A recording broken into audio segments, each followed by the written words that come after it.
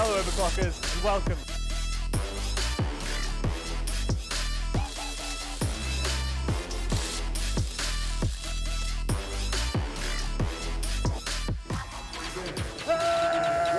Oh, screw this. Where's EPIC when you need him?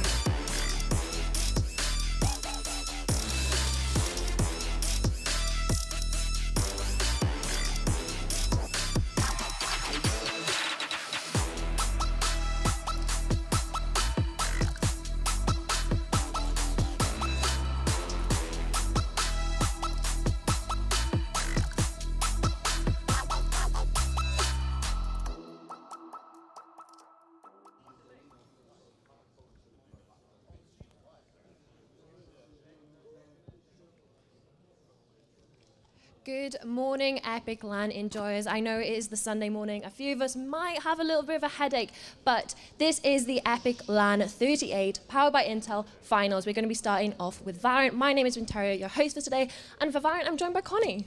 Hello everyone, welcome back. Yes, on stage, but not this time for the regular stuff. VALORANT Beacon Finals is on the menu, and it's going to be Insight Gaming and Next in Line battling it out for 500 Beacon points and their share of £2,750. Well, it is the beacon points that a few of these teams are going to be looking at, especially in the run-up now to the beacon finals. This is the first event of the year for that. So any points that they can get down is going to be important. So we have Next in Line to my right and then Insight Gaming to my left. These teams have met before in group stage. It was a best of one, Insight coming out on top on the map. Fracture a 13-5. I think in terms of the way it played out for a lot of these teams, you know, we saw the likes of Next in Line go through winners undefeated, and Insight dropping to lose bracket really early summer. I think they lost to Control, who of course finished T3 this event, and both teams right now have, you know, only played once, and it was a 13-5, but it really comes down to a lot of, you know, the first day, LAN jitters, and the 9-hour day it was. Now we're fresh on a Sunday morning, ready for a grand final. Well, Fresh has definitely worried us. The players definitely didn't go as hard as some of the other VALORANT players that we saw last night. But talking about the map veto, we do have Haven, Icebox, and Ascent. Just looking at that, yes, we haven't got that Fracture again, but we're going into both of these teams' favourite map as our first map in this best of three. It's going to be a banger of a matchup. What are you looking for from either team here?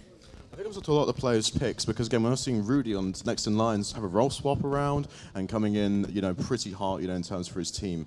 And even when it comes to the side of Insight, their best map being C1, you kind of favoured them having the experience and knowledge on their side against Next in Line coming in and winning it. But it is all too early to call because I haven't reloaded the map yet and seen how it panned out.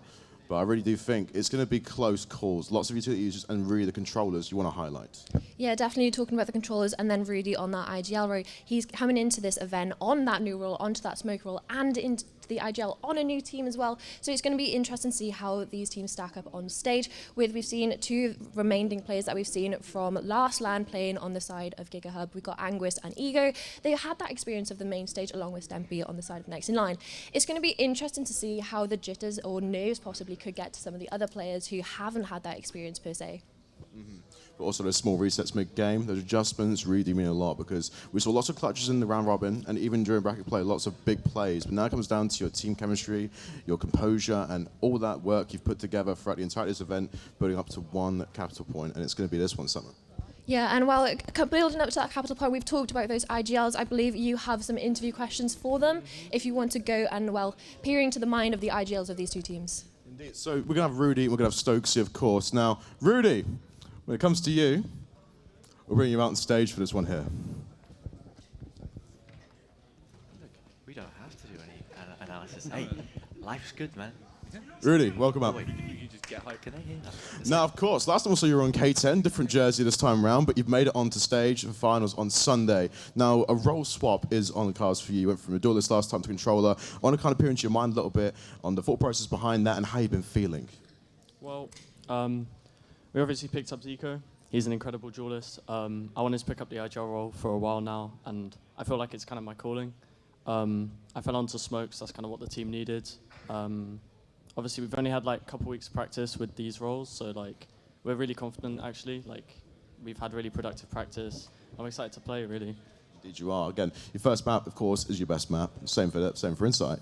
It's going to be quite a close one, and you have to kind of consider yourself like, how much, well, what's your sort of ideas going into this, you know, the team chemistry, and it comes down to the composure. When things get tough for you guys, you have to reset in mind to keep going forward? Yeah, I think as a team we have like quite good mental. We're quite strong. Playing against Insight on probably their best map as well is going to be really fun. I hope it'll be back and forth. I think it'll be a good game. We'll just reset. Like if we lose a few rounds, nothing really. We got 3 maps at the end of the day. Just play our best. And how much does it mean to you, those beacon points at the start of the season for Valorant for you, getting you guys leapfrogged ahead in the standings for even the next events coming up in the year? This means a lot to you, right? Yeah, like genuinely, like I'm so happy we just proved everyone wrong. Like 7th seed coming into this, everyone expects us to kind of bottom out, but we've kind of proved ourselves. We've got a nice start to the season, regardless of the outcome today, and I'm just happy we're on stage, we're performing. Thank you very much. Well, Rudy, best of luck to you. Back to your station, get nice and warm. And on Insight side. You did mention that this is coming into the best map pick. We have the Twitch chat poll coming through. It is a 70% chance for the voting that they are playing next in line to win. So let's get a quick interview with the IGL, Stokesy from the side of Insight Gaming, and let's get into the game as quick as possible, guys. Stokesy, how are you? Now, Stokesy, you're coming into this seed 1. Very confident the entire tournament, getting loud, enjoying yourself for the majority of the proceedings of this event. But how are you feeling going into today's match against Next in Line? Fully confident. You know, it's a dream for them to be on this stage, but for us, it's just another day. So we're going to smash the shit out of them. It'll be easy. Fair enough. Now, in terms of, you know, your picks today, I think, you know, going to losers bracket first thing in the morning was a slow start for you guys. Now you're into a fresh series, a best of 3, and going into your favourite map. How are you feeling about that? Yeah, they picked Haven in against me. I think we only dropped it twice last split in Beacons, and that was against players that are in like the VCT and that. So these kids haven't even sniffed the regional league, so it'll be nice and easy. I see you sticking it on them early. I like that. Now, Stokesy, I've known you for a long time, from roots in Call of Duty, now into Valorant, making it on main stage at Epic LAN. What do you want to do here? What's your goal for this match? Just take the win, get the points, and then move on to the next Beacon circuit and just get into the regional league. That's the plan. Well, love that confidence from you, Stokesy. If you want to go back now, hopefully getting this game underway. It is going to be interesting to see how Stokesy and Rudy go up against each other on this role of IGL. And you also have Ego and Zico. You have those, well, opposite roles that are going to become heavy hitters for this team. But it's heavy hitters that we need to open up the first map of this grand finals now. Casters, can you please start the game? Yeah, look, I mean, we'll take our time. Let's take all of the necessary steps. It's the first Beacon event of this split, but we've covered a lot of ground already. A few tensions flaring on the stage there as well. Insight always very outspoken, and Stokesy at the front of that. Rook, I'm sure you've got a bit to say about what we are expecting here as well. What are your first sort of premonitions coming into this game? Well, I'm really excited for it for one simple reason. Insight are coming in as the top dogs from outside of this tournament. But, I mean, we're looking at Next in Line, and they've looked like they're at the forefront as we came into this elimination stage. And I think it's the difference between that form versus class. And I'm not saying that Next in Line are bad in terms of the class as well. They've definitely shown themselves, but they came into this pretty unknown for the most part. Obviously, a lot of names you've seen, but as a squad themselves, they hadn't had much to show. But boy, have they shown up here. That they have so far yet to drop a map in the playoff stage, but I feel as if the final in itself is a very self-contained unit. We saw Insight go completely undefeated in those best of ones in the groups, and then, you know, they dropped a map here and there, had that rematch against Control and even the Icebox there. There are things that you could probably pick apart. I think for the most part when we look at these maps, so the vetoes do quite, not heavily favour Insight, but if we don't see Next in Line get off to the start that they want on Haven, their own map pick from that defender's side, there is a real chance that this starts to get a little bit hairy. We speak about the experience here as well. Stokesy said, you know, it's just another day for them on stage. And you have a cut of players here who've already got that experience. Last Epic, I'm thinking about Anguist and Ego in that Giga Hub call. They were able to play on the stage here as well. They didn't win that time, so we will be crowning a new winner, whichever way you look at it.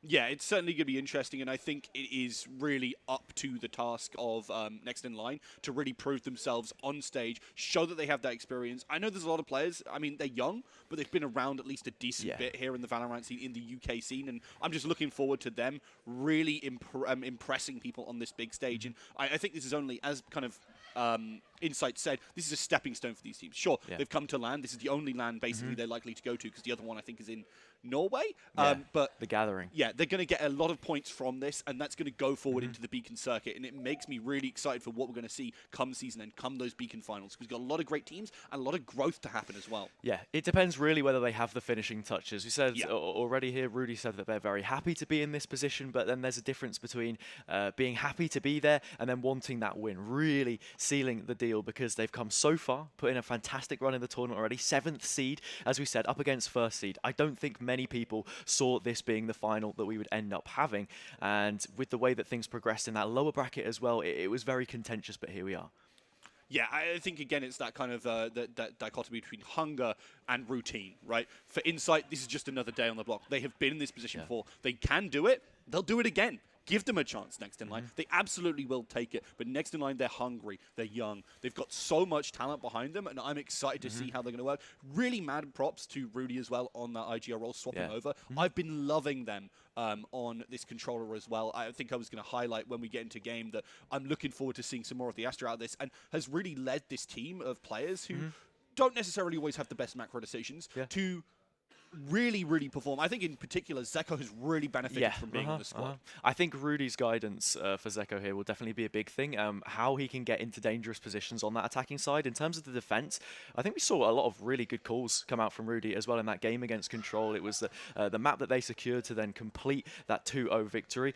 It was another one of the situations where they haven't dropped a map yet, so they're yet to be tested in that kind of capacity in a best of 3. This is a different caliber of opponent in the form of Insight, and it's whether they're able to then step up to that mark, whether it translates after having what was an early finish as well. I said at the end of broadcast yesterday, they're probably asleep by the time that these guys ended up finishing, so we'll have to see if that mental fatigue factors into it whatsoever, with Next in Line saying that they are, rock solid in that aspect, I suppose. Yeah, I think that's absolutely true, because Insight, they have been tested this tournament. We came in, we were expecting a lot from them. We were really looking forward to seeing how they were going to dominate, and they have shown weakness. They have shown that they are fallible. So here, moving into Haven, I'm interested to see what they're going to be able to do against a strong squad like Next in Line. Strong, hungry, and definitely looking for those frags. I mean, fragging out and almost immediately. Rudy hovering the Neon Stemp on the Yoru. I don't think we're going to see any of these get locked in. Right. We already spoke about the controller pick, and I'm very much expecting that to be Astra. With Insight starting on the attack, they have a great chance here, just setting the pace early on. Yeah, love as well that we've got these Killjoys coming on in. Sorry, the Killjoy coming on in for Anguist here. Absolutely fantastic, really comfortable on that agent. And as well, I just think it's obviously in meta and really good on this map. We can highlight the lockdown, that's fantastic, but also you've got access to those nanoswarms and all the bots and everything. Yeah, it was Anguist playing on the Chamber last time around and had a very, very strong series against a potent Luzzer. They were going blow for blow, but this is a different meta now, and Anguist has been playing on that Killjoy for 100% of the games he's been involved with. Jaco going on the Cypher as well. And I think it's interesting as well to see what that kind of matchup looks like throughout this one as we do now get in game. Yeah, I mean, I really like the fact that people are willing to pick up the Cypher more and more. We kind of moved a bit out of it again towards that Killjoy, but I do think it is very powerful, gets you a lot of information for your team, especially if you're lacking in that regard. I don't think it necessarily fits with this comp exactly, because you still got that Sova and such to like, but I think it's still really good at kind of being an ever-present force around the map. Obviously, Haven being one of our larger maps, that does mean that Cypher has that little bit more utility in that regard. Doesn't have to be near the tripwires, doesn't have to be near the camera. We saw Insight shy away from a lot of that A control in the Joker's game. I think we can write it as a one-off with it being the 13-1 result there as they moved through the lowers. But as we start to get in here, it seems as if Next in Line will be fighting tooth and nail for that control early on. A bit more of a default as we are underway in the grand finals of EPIC38 VALORANT. Yeah, both using that utility early to try and see if something's going on. And I was talking about I wanted to see teams on defense willing to play for space. And right now, Next in Line are absolutely doing that. They won't get much out of it, but instead it's going to be this push towards Garage. Yeah, it was these C-splits that were the undoing of Jokers in those early few rounds. They started out on the defense as well, but you can see here, Next in Line, very much playing for the retake, has the spy cam, already shot out. Jaco understands this, took some of the A control away, information there, trip up towards the front of B. They are playing into the retake. Yeah, they are indeed. And I mean, it's pretty obvious that they can't really push on into this right now. They've got to wait for those dark covers. They've got to get those stars down and set up for everything else. Obviously, those flashes from the breach can be particularly potent here as the dots go in. Yeah, Jeff caught out in a difficult position, but has the paranoia to bail himself out. Contact just being weighed up here by next in line. It's a 5 versus 5, a melting pot of a round to open us up, and there is Jaco just melting through the HP bar of Litchi. Trades coming through, Jaff still in position, yet to activate, but finally popping out backside and popping a couple of heads. A real issue here as they need to deal with a threat that has still not been contained. Rudy swings one back, but it's a 2 versus 1, and still has to deal with Anguist on long. Inside draw first blood, they said they might be running it down to start us off, and they get the perfect result on C. Absolutely brilliant. And the fact that Jaff manages to survive for so long is so big in splitting the attention of these players. It means that even if Anguist doesn't hit that shot, it's likely going to lead to someone dying. I really like this as well. We were talking about, I think before, about Jaff as a player, right? Really good in those lurking positions, and it's been a bit difficult for Inside to really integrate that in a lot of their games. If they can do that here, I think this team is going to absolutely balloon their lead and take over this game. I like to see there as well that Insight don't just completely forfeit C in the 5 versus 5. They set up for those trades for the crossfires and that Jaff can get the value he needs. Gravity Well coming in outside of A, yet again just trying to get some control here. But next in line, still very happy to just play the map for a moment's time. Get those ultimate orbs. We have a Vandal in the hands of Ego, and Rudy swept out into the open off his feet, and that's the opening kill. Yeah, I love to see this Vandal in hands early. It shows the confidence, it shows the pace that they want to set. Ego already gets one, gets a little bit of backup as well, as there's more than one Vandal there, and they are showing just what they're able to do with rifles, especially against these pistols. Oh, flawless round. And you're hearing the energy begin to build here from Insight. Now coming into the bonus, we'll have to see what they can get done. 2 Vandals and a Bulldog, Phantom as well, laid on the line, and Litchi will even get on in it. I mean, it's literally just Jaff at that point that's running the Bulldog. Things do change around just a little bit as they try and get a grips of what this economy will be, but next in line need to try and find a way to stop these C pushes. The conditioning has already been set, but do Insight look to follow that up with the same kind of play? Yeah, I think you're absolutely right. I think Insight will look to do that, right? They've got that conditioning. They've got all the smokes in the right place, and it doesn't seem like anyone can really contest them. Now there's not even going to be a single person on C proper until the Cypher rotates back on in. But can Jaiko even do enough to really shut this down? I think we're looking at Ego right now, and their shots have just been so crisp. You really want to just, like, take a kill, try and find some way to play around it. The spy cam, a little more aggressive in mid, gets shot out by Anguist, and it's just going to be C again. If it isn't broken, don't try to fix it, and there we have it. Ego takes the opening kill onto Jaco, not able to get away with anything. Anguist is creeping in for the garage control as well, and they can bring this to post quite comfortably. No flank either. The A control, nothing made of it. No, they absolutely can't do anything out of that. I mean, with the turret there as well, they're going to be completely covered. So instead, they're just looking to push on in. They don't even attempt for it. Zeko jumps on high, tries to catch someone out, but with that dark coverage so big, Rudy does get an opening, which means now there's a couple more options open. Yeah, they don't have to worry about garage anymore. Full focus can be on this long position. The util coming through. This could be a huge fault line, even catching all 4 players, but we need to get that spike on halved at the very least, taking the gunfights forward. Here come Rudy and Stemp, combining to take a couple of them down. 2 versus 2, but Stokesy and Litchi are just playing spoiler to finish the round. 3 for Stokesy, 3 for Insight, and it's the perfect start on their opponent's pick. Yeah, really well done by Insight here, holding that long, using it effectively and playing around that kind of problem. Obviously, the smokes can cut them off so they don't get vision, but we won't see what we saw, for example, on Lock-In earlier, where we saw a couple of players managing to survive through those smokes. I think a big miss here for next in line was that they didn't try to go for the wraparound, because otherwise it's really hard to flush players out of that position in long. And we saw what happened. I think another issue there is you have Jaco sort of caught in 2 minds. Do you want to fight the site or completely fall back and send into this retake? And it's that lapse in decision making, I guess, which comes to bite them. Rudy bites back with a trade, but that is your Sentinel player loss, and you'll need a whole lot more if this round is to be tenable. Yeah, Rudy actually managing to keep them back for now, stopping that C-site from being an easy take, at least in this round. But they did lose a player almost instantly as a result of just getting too aggressive. I think one way of holding C could definitely be trying to build for an early operator in the hands of Zeko, but I mean, even then, Insight know and have shown that they're a flexible team, and for that reason exactly, they do start to shake things up a little bit, try other areas of the map that haven't been tested just yet.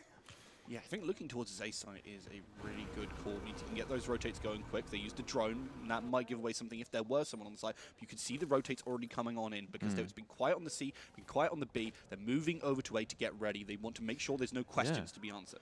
Ego here is on the Vandal, but within body shot range of one of those Sheriffs and has already been spotted out. Here comes the recons. They go back and forth. The ping on towards the backside. Player gets the shot through the side of the box. Lovely one onto Hitchi. Zeko finding one as well, and that's a Vandal now in the hands. 3 versus 2 situation. These players not made it into the site just yet. Shrouded step from Jaff, but it's just a little too overzealous. Stemp with another one, and now a 3 versus 1 situation that Anguis cannot win.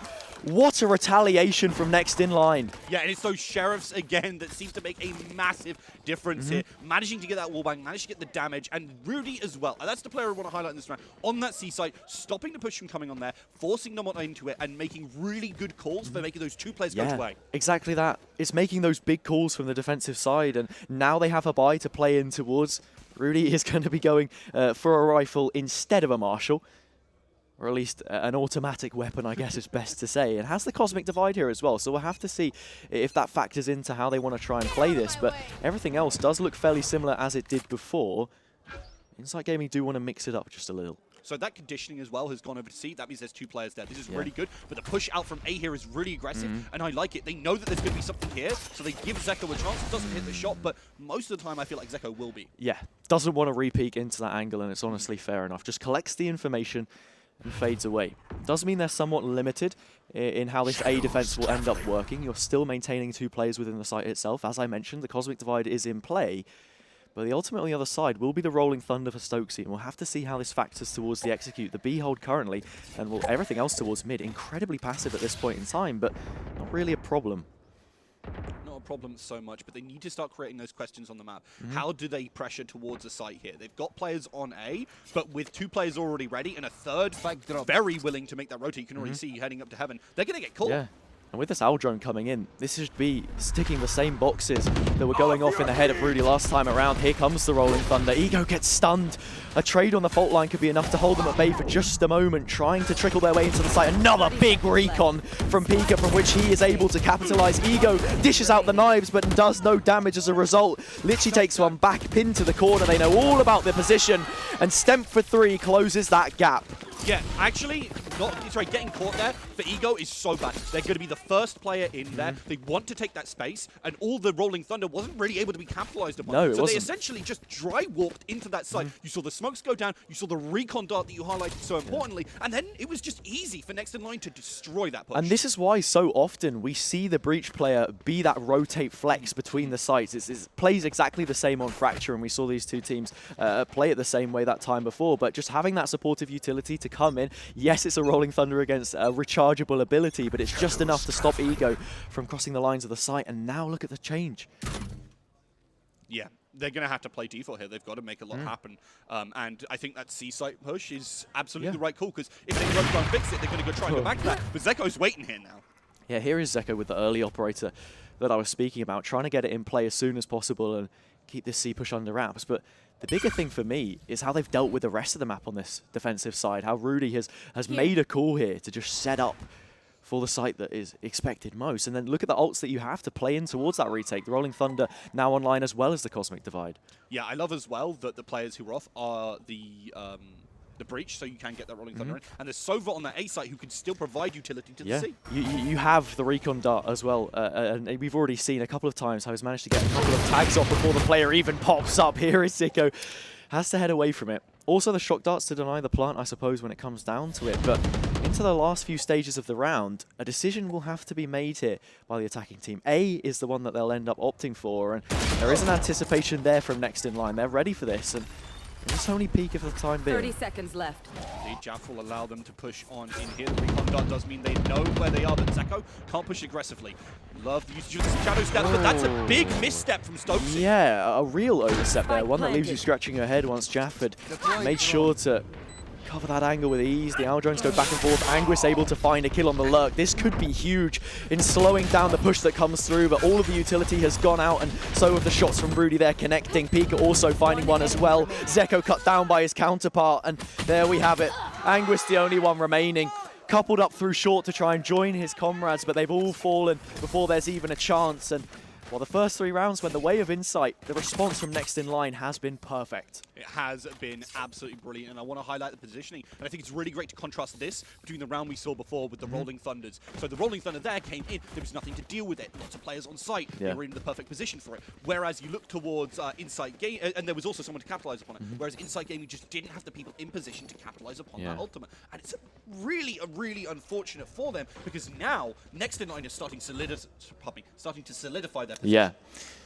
And you come to a point now in the eco cycle as well, or the ultimate cycle, I should say, where you've got the Hunter's Fury coming online here on the defensive side for Pika, just as soon as Anguist gets his lockdown. So there is some counterplay that we'll have to be looking towards. And then when you also consider how the lockdown works here, it's different on the opposite side, because Next in Line are playing that Cypher. Yeah, indeed. Does mean they're going to have access to the North, but that's often one of the weaker ultimates. Yeah. It can do a lot to work, and Rudy certainly could if they pop out here, but they might get caught, as a lot of players are watching this. Zeko trying to get that opening pick, but to no avail just yet, as it seems to be action towards Garage. Yeah, Stemp up close there with Zeko, trying to set them up to go for a fight. Rudy playing close, looking to maybe buy timing through the Nebula, but does end up backing away. Lots of pressure immediately made by Insight towards mid, but they are rotating this again. Look at the positioning of Jaff and how much space they've already bought for themselves. Yeah, I really like this. This was putting pressure on towards the CB site and then instantly going for the A. They had the players in position. They hadn't triggered those tripwires. They get the smokes down. This is exactly the kind of execute you wanted to do using that macro game, and this was a weakness that we highlighted of Next in Line at times. Oh, here comes the Hunter's Fury a little bit early. Literally able to avoid it, make sure that the spike will go down uncontested. Now if the lockdown were to come through later in the round, there is no checkmate for it, and we will see that exactly happen. In through short, behind the Cosmic Divide. Do you stay or do you go? Next in Line need to make a decision, and they're starting to funnel their way through. Find a couple kills, but Ego's got a couple for himself. Stemp taking a singular one before getting traded out by Anguist. And that's the round done and over with. Yeah, really well played there. And even if there had been a couple of trades going the way of Next in Line, they really wouldn't have been able to push effectively into that because the lockdown was there. It's inconsequential. Like I said, the ultimate game there and the cycle that we were in, it would have a huge bearing on how the round pays out. And because of the early Hunter's Fury, to go for that plant denial, it means that you don't have a set way to try and counteract it, get back in towards the site. Also, the Cosmic Divide goes wasted. And just like that, Insight Gaming, they have their lead back. It is a fickle one. Economy should be there for Next in Line, but definitely something to think about.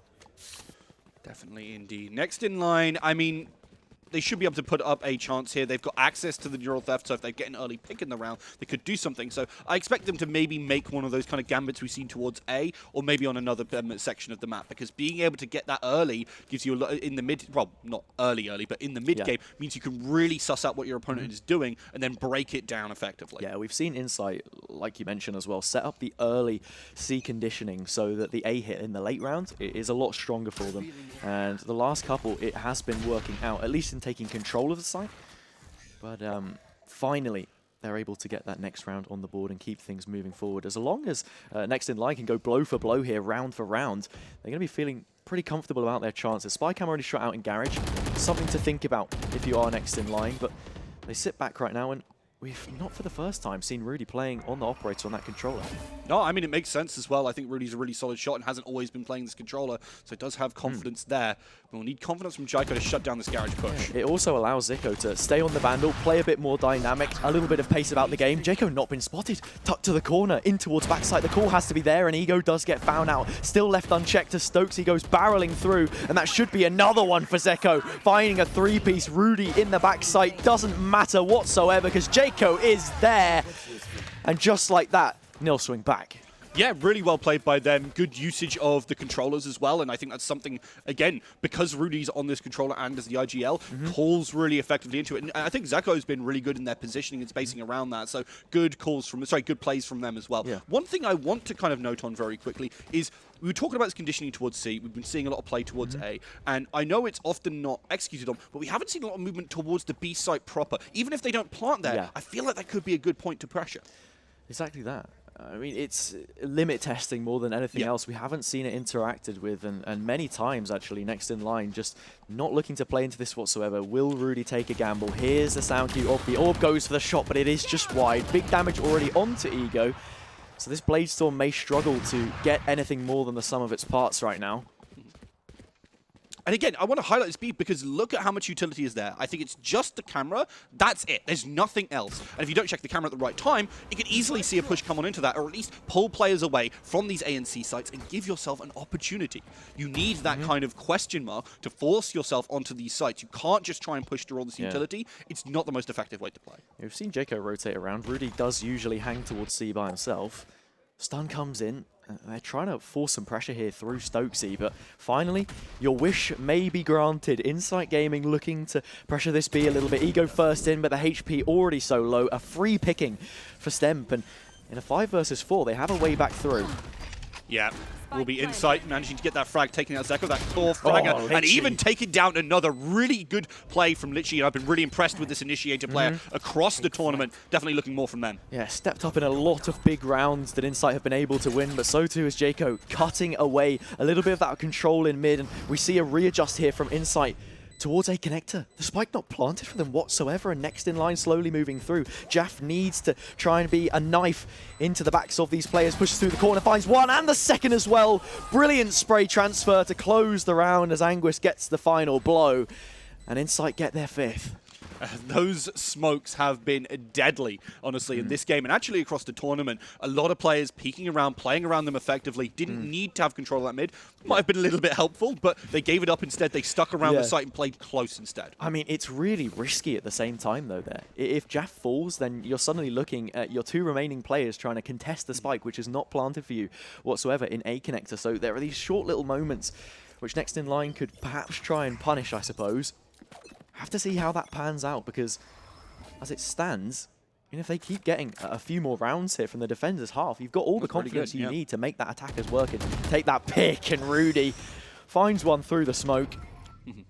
It's always brutal as well to take away the Sova. That means the information is really going to be lacking from the offensive side. So it definitely can be a lot here, but taking away the Sova right and back, that doesn't hurt either. Yeah, it's the exact same, right? Maybe not entirely. I think one of the main things to note about how it is exactly that Insight have been setting up quite a few of these executes is the owl drone. On the one hand, it does give you that information, but with no sound cue, the next in line can look to play off in terms of that space being taken away from them. It's just a cut noise. And look how much ground has already been covered here by Jaff. Yeah, and I think in part that's because this B site is now actually something to worry about. Love that Zeko is deciding to try and make something happen here. That trapwire, however, will prompt the rotate very quickly here. Jaco is in position to get a spray, but only gets one. Yeah, the second trapwire up as well. Not expected. The double up through long as short was already being covered by Jaco, and now we have to see what the decision is. I mean, Insight have to commit towards this site realistically. No other control on the rest of the map from which you can look to try and work through. Next in line, queuing up to deal with this issue as the spike has now gone down on the default plant. Ego and Rudy trade shots, both below 100 HP. Stokesy tucked to the corner, trying to play off the contact here as the flash goes in. Uncleared by Zeko, but Stemp will clean up the pieces. A 1 versus 2 now that he has to overturn a 3-piece if we are to see the scoreline leveled yet again, but layers of utility to this game and wants to try and isolate a fight before he'll send it any further. Fault line onto both players, actually. Moving in to take out the first, gets the headshot, turns away at the pivotal moment, and Anguist will claim the lead beginning to grow now for Insight. Yeah, really well played by Insight, and this is something that I'd really like to highlight from them, in particular Anguist. Oh, apologies for that noise. I've been really impressed with the way they play around the rest of their teammates. Fantastic fragger in their own right, but also there to trade out a lot of the time, and has really been playing that buddy game very well. Yeah, it is ridiculous, right? Like, the guy is an absolute machine, and having a heavy hitter on a supportive role like Killjoy can sometimes be, you know, a real ace up your sleeve in the terms of how you look to play the map, especially in the late round when, you know, he's coming from a lurk or somewhere else on the map to then be introduced in those pivotal moments.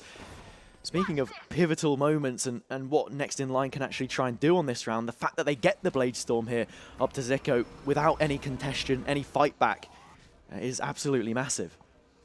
Certainly could be a big problem for Insight Gaming here if they push on into that, but obviously they're going to back away, move around, and they will meet up with Jaco, who's waiting in this position. This could be huge if they do not check the corner here. They do go for it. Oh, doesn't even get one. That's a great start for Insight in this round. Yeah, Jaco goes wide, doesn't look to tuck to the corner, but honestly, it's fair enough. With 5 players bearing on down, it's how much can you possibly get before dropping. That's the expectation, at least. Stokesy with the Rolling Thunder. They're happy to just back off and play away from the site here. A couple of nanos to sweeten the post-plant pot. Literally posted to the corner. Zeko needs to get to work, and he carves out a singular kill before being traded yet again by that man Anguist. Yeah, real important for this team and the structure that they play with is Anguist in how he kind of interacts with that one. They check this back site and they will start to move on in, but look where everyone is. They're down long again, and it's so hard to pull them out of this position. And they know this as well. As soon as that first recon fires off and you know that it's Ego, that's the player usually which is considered the tip of the spear here for Insight.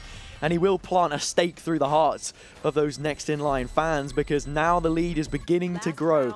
A singular round here for the defensive side to pick up, I think, really makes it a decent situation then as the halves flip over. And, you know, they've already done about as much as needed of them from the defensive half. At least the baseline has already been hit. It's about what else are you able to carry through. Insight, at the very least, will have that advantage on the half. Yeah, they will indeed. I really like that Next in Line are calling this timeout here. Yeah. Get a little bit of time, get a little bit of a reset. I think Rudy's maybe kind of, strategizing up a little bit. They've not got the greatest economy, but that's not really going to be something they're talking about too much. This attacking half for them is really where they've got to flip things on its head. Yeah. It's their map. They know how to play this, and their aggression is fantastic. We just need to see them utilize that well.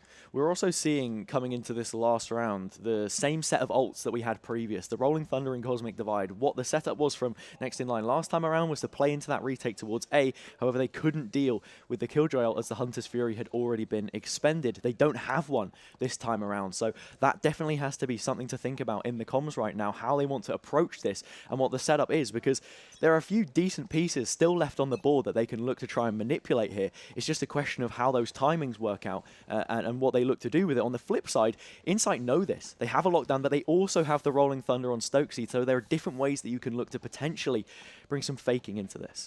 What I actually really want to see is an execute onto A like we saw before.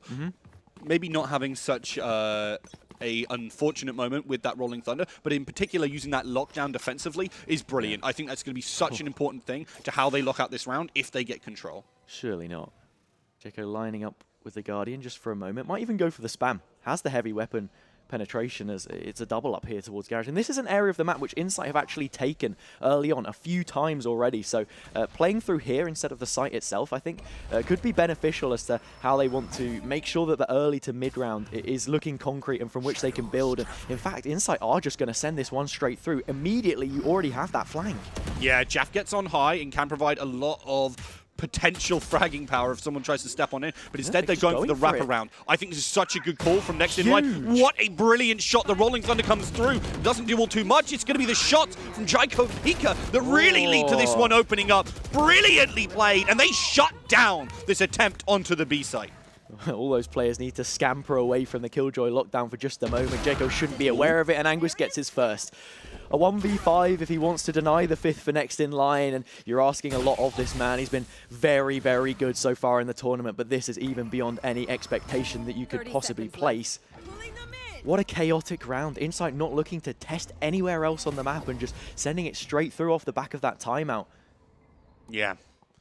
Insight just were not ready for that kind of play. I love as well, they didn't clear the garage properly. That was a real problem for them in this round. Next in Line completely shut that down and show us the kind of decisiveness that we want to see on that attacking side. A 5-7 half here. It is absolutely brilliant signs if you're rooting for Next in Line from this situation. We said before, these players perhaps don't have that experience up on stage. What would the nerves be like? Rudy said they were excited. Sometimes there are blurred lines between the two different emotions, but I think certainly right now they have risen to the challenge and given us a very competitive first map. They walk away with this one and then in towards Icebox. I mean, I really don't know where I see this going, but that's half of the magic, isn't it, Rook? And it's been a magic game so far. The pistol round could be huge for both of these teams. If Insight do just want to run away with it, and if Next in Line take it, then you're looking at a 7-7. Yeah, you really are. I think as well, Next in Line in their bonuses have been very, very effective. When they get an advantage, it's very difficult for them to lose it because their calls are very decisive, they're very snappy. Sure, they can get caught off maybe by an ultimate, but in the bonus round, it's very unlikely you're going to see something like that. Yeah, Insight playing purely through the middle of the map the same way that they did on the other end of the half, and so are Next in Line. Both just respecting each other at this point in time, and I think we saw a similar setup when Insight were against Control in that first pistol round of the second map of Icebox in the lower final. Both teams just really not wanting to go near each other with that 10-foot pole, and then we'll wait to see how they interact and where this first point of contact comes through, as it looks to be Zeko just piercing forward. doesn't get spotted as Ego backs away just in the nick of time, gives him a chance to move forward here. There's a nano storm, and that's going to get popped as soon as anything happens here, and they're going to get straight onto that site. In comes the hit. Fault line is brilliant from Stokesy. Shuts down Zeko, isolated, cut away from the rest of the pack, and they do not want to send in the rest of this execute. It's a cancel, a switch, a pivot through Garage is now the decision that's been made by Rudy. The first man forward on towards the site. They have control of it, but as soon as that spike gets tapped, what is the response? Do Insight want to go fast? It certainly seems to be the case. Ego the first one through, but Rudy slipped between the lines. So many players in the crosshair for him to take, but he fluffs his lines. Doesn't pull the trigger and comes back to get retaliated on. Stokesy takes it, and it's flawless from Insight. There's patience, then there's greed. Overstaying that one, Anguis comes through, and honestly, the rock for this Insight Gaming team manages to save them from what could have been a pretty terrible situation, frankly. A deer in headlights moment, right? I mean, you're sort of seeing the potential of a round fall in front of you. 100 pounds of gold risen up to the ceiling, and you have a huge bag. You're going in to try and grab it, but there's a big hole in the bottom in the form of that fourth player that then turns up late to the party. And now that's the pistol round gone in flawless fashion as well, we must say. Zeko got cut off from the rest of the team. I like the quick adjustment to send it towards C, but yeah, that calculation not quite paying off. No, it was unfortunate as well because the pace, because of how quickly Insight rotated. Again, shout out to Stokesy for being fantastic IGL for the squad. You could hear the confidence in his voice earlier. It's not going to affect him here. Zeko first in yet again, only has a classic this time around, and up against the Vandal of Ego as he's bought into. Second round so many times is a very difficult one. It's like a knife versus a sword. Excalibur slicing them apart right now. Jaff also in place, just going for the movement play, run and gun with a Spectre. 3 players left standing, and yeah, they will keep on to the Vandal for this bonus. Yeah, some alright damage coming through here for next in line, but obviously not what they wanted. They want to try and pick up that round if they could. They're going to be up on rifles now. They're going to have a lot of ways to kind of leverage. Shout out to Stempy, because this guy, he had some rough games yesterday. I know he tweeted about going double negative and still winning. Yeah. Honestly, with a performance like this, I'm really excited to see more from this guy. A lot of respect for him. So, interested to see how he's going to perform over the rest of this series. But is also going to be really important on this attacking side, right? That breach has really got to give players a chance to move on into sites. It's interesting how Next in Line have been playing this as well, just heavy on the mid control, not looking to test early on, maybe for an orb towards C, get that Rolling Thunder online sooner rather than later, treating it as a win condition of sorts, because you don't have a Killjoy. Like I said, on the attack, the Neural Theft can be useful, especially on a map like Haven with 3 sites, but for the execute itself, not the main one that you're looking towards. Here is the push coming through. Ego just sticking it out on the Ghost, but they fall back. I do as well. I do. I think that's absolutely the right call. Don't want to commit too hard to anything. You got a lot of space, a lot of time. That's all what Haven's about in terms of the macro game. And looking into this round as well, we saw Insight win the bonus last time. Now, on the attack, I think it's a little bit easier to do. From the defense, a bit different, but the weapons are there, and here comes the mid-aggression. Insight send it straight forward. Rudy, the only one left remaining, and in the window, it's a shop window right now because it is smash and grab kind of stuff from Insight. A big call from Stokesy to go for that late round aggression and really just set the precedent there. Yeah, really well played. Again, this is the thing about Insight. Everyone on this team is one heck of a threat. I mean, you're looking at every single name, and they can gun when the opportunity comes. And when you go for that aggression, you need to rely on pretty much everyone to be able to deliver, and they absolutely did. They've already got access to that Rolling Thunder for Stokesy as well, so this post plant isn't even confirmed if they get it for next in line. They've got a lot of problems to think about, and being on Sheriffs is not the only one. And the fact that the attacking half is the second half here for next in line will help in some ways, because it makes things a little more retrievable. But the fact of the matter is, Insight have won both pistols and both bonuses, so that's already 6 rounds away from them when you don't even consider the thrifties that could come through, because the last time they did win the 4th, and it was with those Sheriffs. Zeko takes 1, Anguis good for a repeat. Yeah, they want to try and conjure that magic again, but unfortunately, it seems like Insight have really come to play here in the second half. They're looking very, very comfortable, very, very controlled, and this map looks very solid for them. And in terms of how they were using or utilizing Zeko defensively versus the attack, we've seen him go not necessarily unsupported, but dashing in is a different play style to being with your teammates to your left and right as you're playing in towards a retake, for example. So he's been hitting the shots for sure, but we do need to see a little bit extra here from them as a unit, and they are slowly starting to mount outside of this A exec as the utility comes through. Yeah, you can see 3 players almost in position, and with Lichi and Ego hitting shots like that, they deny that push from coming in at all. The Sheriffs unfortunately aren't enough to get more than 2, apparently, from Rudy. Maybe a third, almost gets a third, but not enough, unfortunately. That rifle is in play. Cruel on Rudy, unable to find the third shot with a couple of Sheriffs already hitting the heads of the Insight players, but we have to look towards those heads. The mental game, how are they feeling at this point in time? 1 timeout already expended, and you have your buy around here. I'm not sure whether it's worth going for a second or not. In terms of what the pacing of the game is right now, there's not really any momentum to utilize, I guess you could say, but they have their game plan, right? And it was just before the half that timeout was called. There's definitely a way the next in line are looking to try and approach this. It's just whether you can derive that success or not. And looking at it here, both teams immediately giving your get, putting in utility to try and take control of a lobby. Yeah, deriving the A control might equal a win. They're looking to maybe put some pressure towards there. The operator in hand for Ego here as they're getting aggressive with this. The dash is going to be gone, but still gets the shot. Does not need to get away from that one. The Rolling Thunder aggressively. Zeko in the perfect position, but can't take down Stokesy as well. Just the singular kill. Goes traded, but I mean, it's still a doable situation for next in line. You've got to be looking towards Jaco. Made it in through the site, but Anguist is aware. The Sentinels clash and Anguist wins out. A league of his own in many respects, and not the first time he's been up on this stage. Knows the occasion only too well, as Stemp does manage to find one back out onto his counterpart. Mirror pieces shattered all across the map right now. They will be able to get that spike down. Looking for a chance here. Jaff setting up with that paranoia. As Cuss comes through as well, and Rudy is shooting right now. But unfortunately, Anguist is tooting as they take down the remaining players of next in line. Yeah, that's it. I mean, that is why perhaps I would have liked to have seen a secondary timeout, because you are really sitting on the edge. That was your buy round. Now the economy won't be there. Yeah, you get the spike plant, but it's pots and pans really what you can throw back through. 4 ultimates online into this next one as well, and we're yet to see a full utilization of what that could be, and I think a lot of it was sitting on how the previous round was approached here by next in line. Ego on the operator as well, getting good value. No owl drone to clear out. Pika just sending it in dry and then dropping straight to the floor.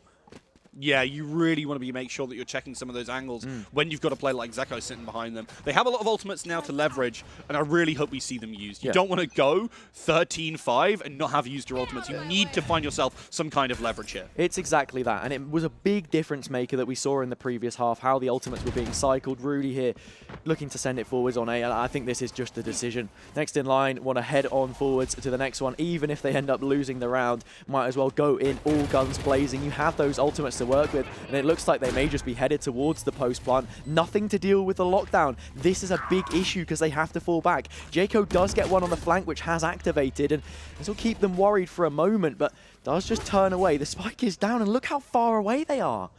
They've had to really haul themselves out of that position.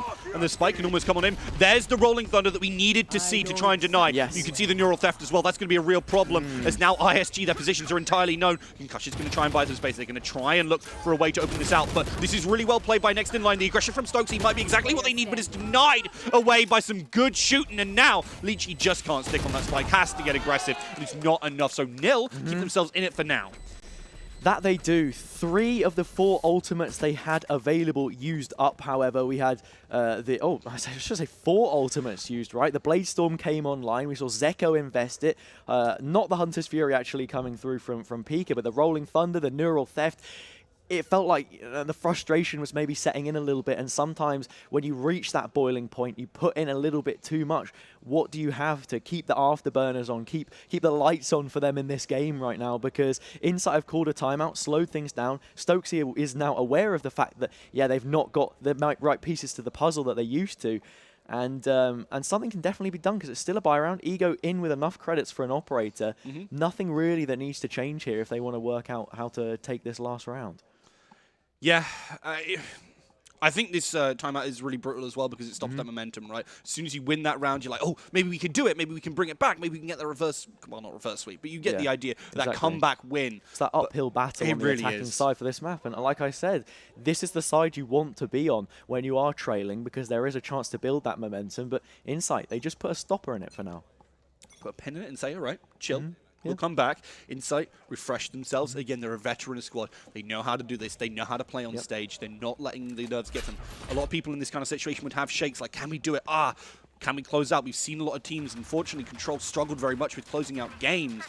Insight, not looking to repeat those mistakes. That they aren't. 6 map points now that they have to close out their opponent's pick. Said that the veto looked pretty healthy here for Insight, as did the team in general, right? Coming into this first seeded, big expectations placed. And, Stokesy is always very vocal.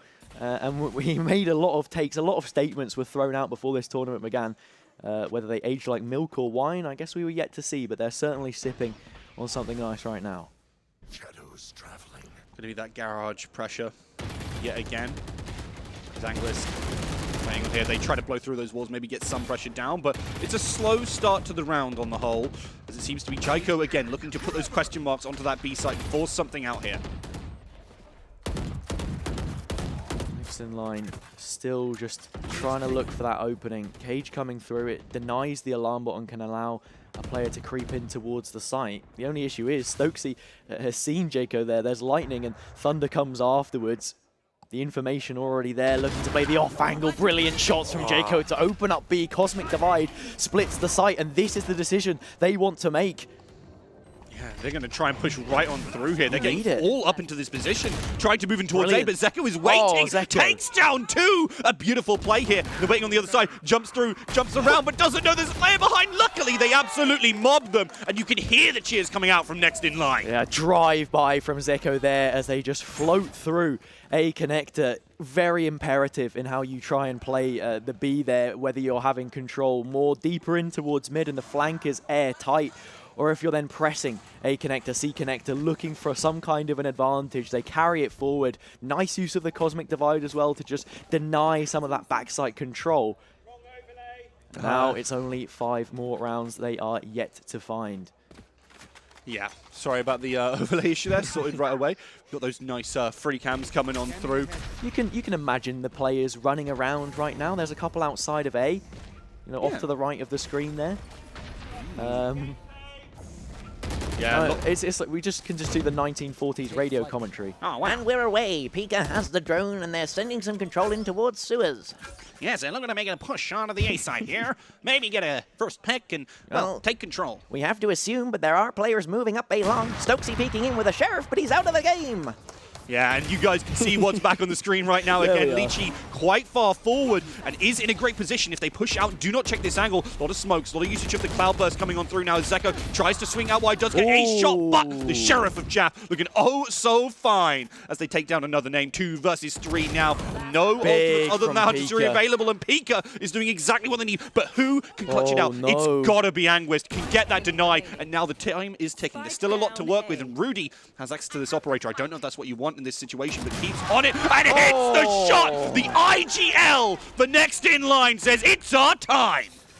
Leading from the front, Rudy comes up big in the pivotal moment and shuts down Anguist. Currently 20 and 10, a 2 KD from the Sentinel role, and that wasn't a full invest from Insight, even proving their worth in some of the moments when they look to be second best. And I mean, that is just ridiculous. Operator now in the hands of these attacking players, and we will have to see if this then plans into what the strategy looks like for them.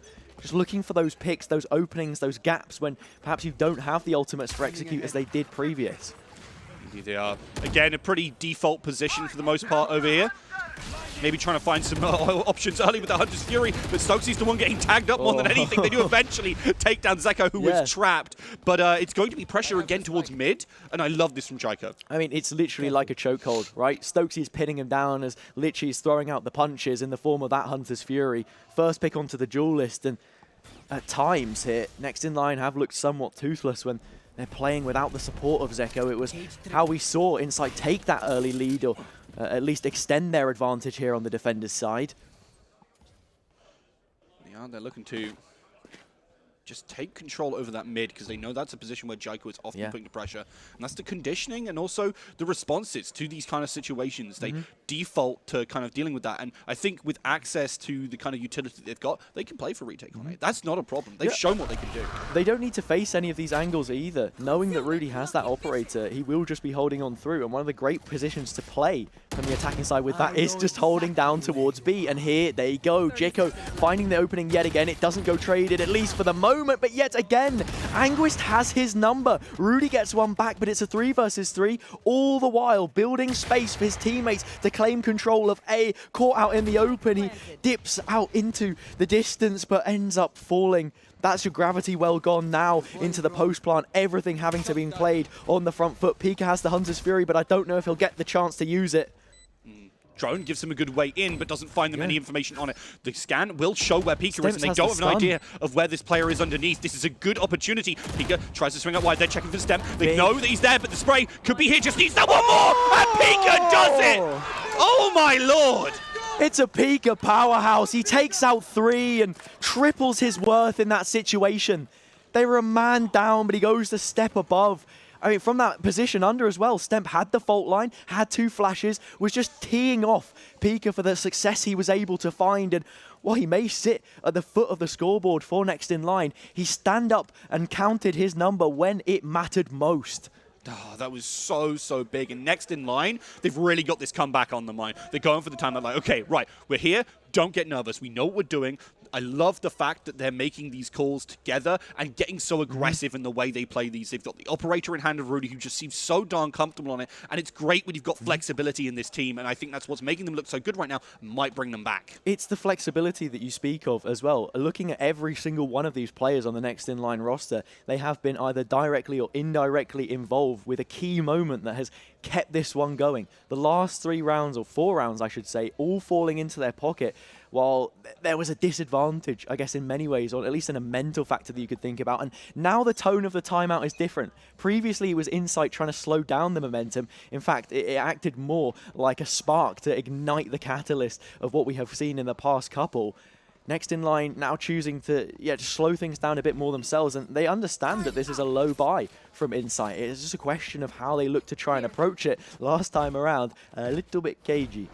Yeah, things can get a little bit cagey, and Insight are really good sometimes with these kind of more ramshackle buys. And I love the fact that they're willing to go for it, willing to contest that a little bit, and it could make all the difference. They can still pick these up. Do not count them out. I mean, you got to mix things up on a round like this because you really have nothing to lose. I think that's probably more the mentality of next in line right now. They have absolutely nothing to lose.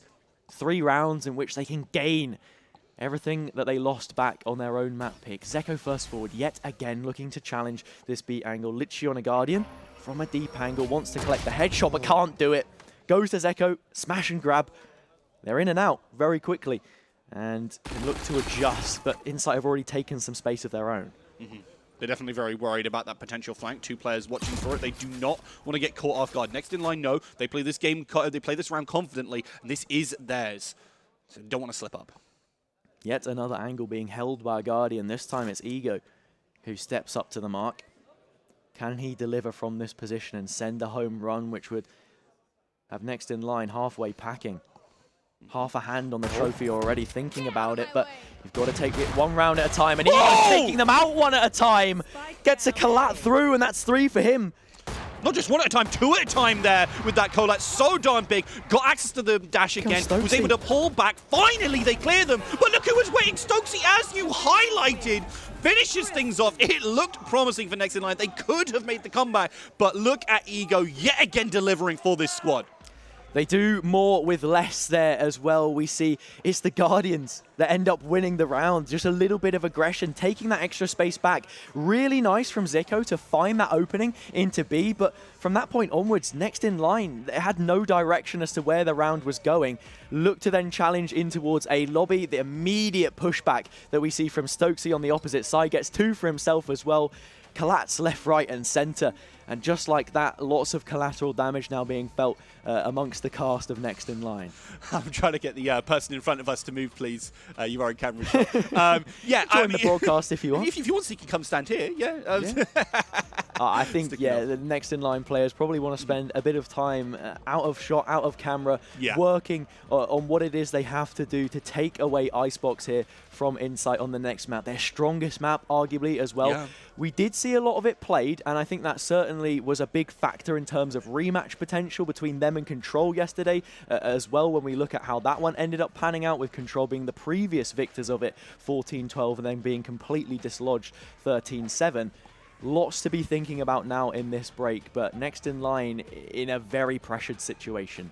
They really are. I mean, they've shown that they can definitely hang and that they can make those comebacks. For sure. They just need to show us it here on Icebox. And I think, again, what we need to focus on is that macro play. The calls, the decisioning around mid as well that we saw on this map to some extent can definitely be applied there, and I'm looking forward to it. There are hurdles that they've been having to cross throughout this entire tournament. That is the first map that they have lost in a best of 3. What now is the reaction? I believe we'll be going to a short break, but when we return, we will have the answer. Next in line, currently 1 map down. They lost Haven. Next up, we go to Icebox.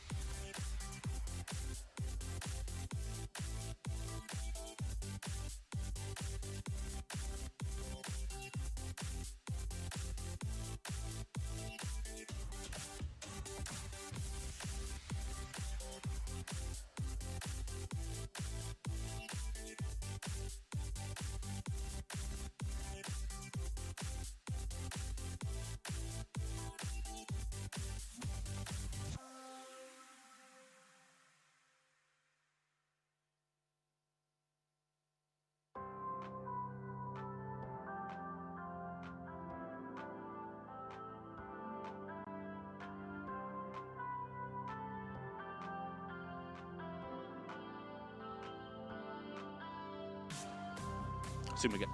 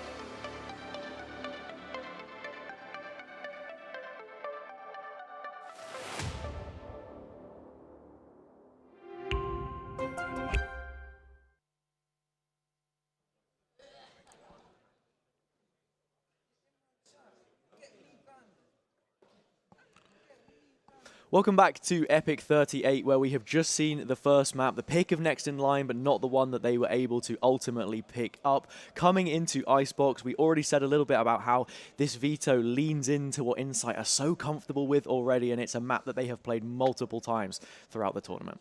Yeah, they've had a lot of success on it. They've had some fallibility on it, though, especially against Control. We did see them lose some rounds that really didn't look like they were comfortable. So I am a little bit worried. They can still lose this. Next in line have a chance, but we're definitely coming in as Insight as the favorites. They've looked confident for the majority of the tournament in spite of a few losses. And, I mean, map 1 on their opponent's map pick looked dominant. Yeah, it seems as if the general consensus around the LAN hall is that this one could be wrapped up in a 2-0. Yeah. We will just have to see what the resistance looks like if you're next in line. I think that was even sort of the feeling yesterday as well. Whoever made it out of the lower bracket would have somewhat of an advantage purely based on what the stakes are here. We've seen next in line put themselves in a fantastic position. He said already that this is maybe where we expected to see them later towards the split. The amount of progress they've already made under the helm of Rudy has been fantastic. It's now about taking that extra step, proving your worth on the grandest of stages, and we'll have to see if they can push us all the way to Ascent. Yeah, and I think we have seen flashes of that. We saw, apologies, at the very end of the previous map, that they can show us fantastic play. They can show us that greatness. But I think you noted that it's about that consistency, about performing on the stage, which is hard. It's really difficult having that pressure on you. You get nervous, you don't play the same, and I mean, unless you're a veteran squad, it's going to be so difficult. And that's what I think Insight have over next in line here. Yeah, and that's another thing that you mentioned as well, flashes of brilliance. It needs to be a more consistent flow state, I think, here for next Next in Line. It certainly felt that way in playoffs, but you have to remember as well, playing from the LAN hall on a setup that you're comfortable with to then being on the stage in front of an audience, perhaps these players haven't had that experience before, it is a completely different world. And as we head into the world of Valorant yet again, it is going to be Icebox this time around, the pick of Insight, and we'll have to see which agents they're picking up, perhaps expecting a mirror comp both ways, as we have done quite a few times. The meta on this map has really been ironed out.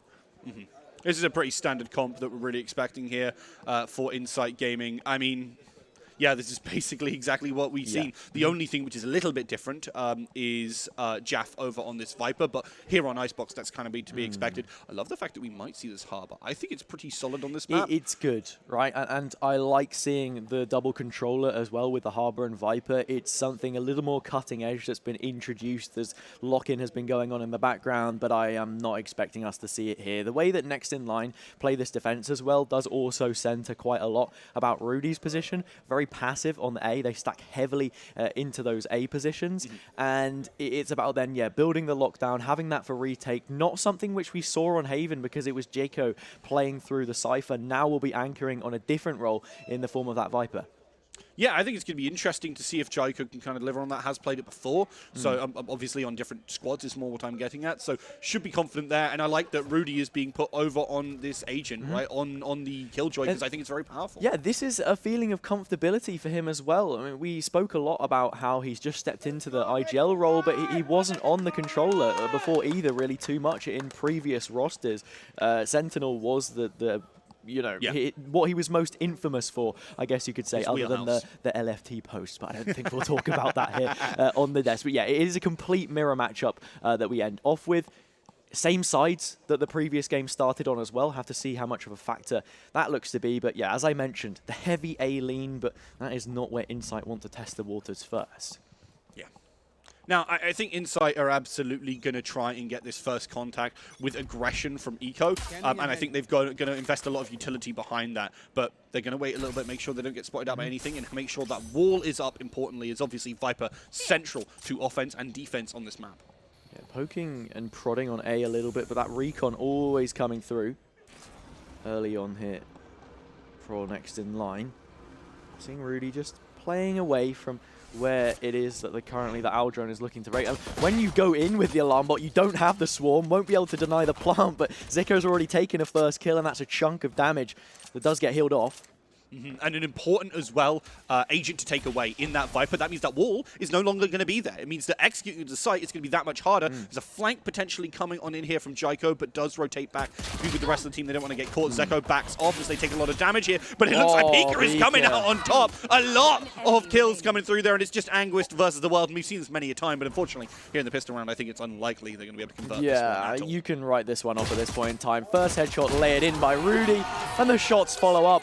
11 HP, but he wins the first of the Killjoy battles that we've seen in this game, and it isn't just a battle, it's a war, one waged over a length of time, and Next in Line have taken their first key victory here on Icebox, where they were unable to take both pistols and both bonuses on Haven. Yeah, that's such a good opportunity for them, being able to set themselves up. We were talking about that, and that's basically nearly 4 to kind of 6 rounds that they essentially lost out on because they didn't win those pistols. They weren't able to convert anything. It was 6 because of the bonuses as well, right? So a literal worst case scenario, half the rounds you need to send even to a map point, and this is a much better start, a much better look for them already, but it's a position from which to build. The same thing that we can say about their form in this tournament, you have that starting point. It's from where do you go onwards.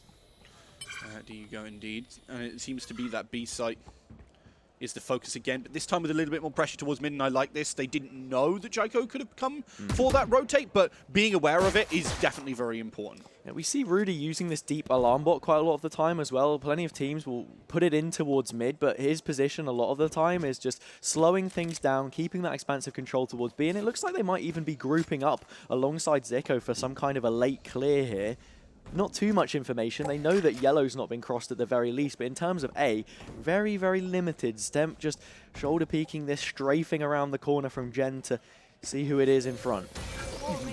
wall goes in, they will have a chance to get that plant, I believe, from this angle, so if they want to go for that, but it gets cracked open, and now it isn't such a comfortable position. I think he will try and put that dart in, but there's 5 players of Insight Gaming waiting here. A lot of damage going on the backside, but Zem barely doesn't get any kills. Now they step up, and these fully automatic weapons are going to be let loose. Brilliant. Pika is going to be let loose with 3 kills in this round, 3 in the last. That's 6 over 2.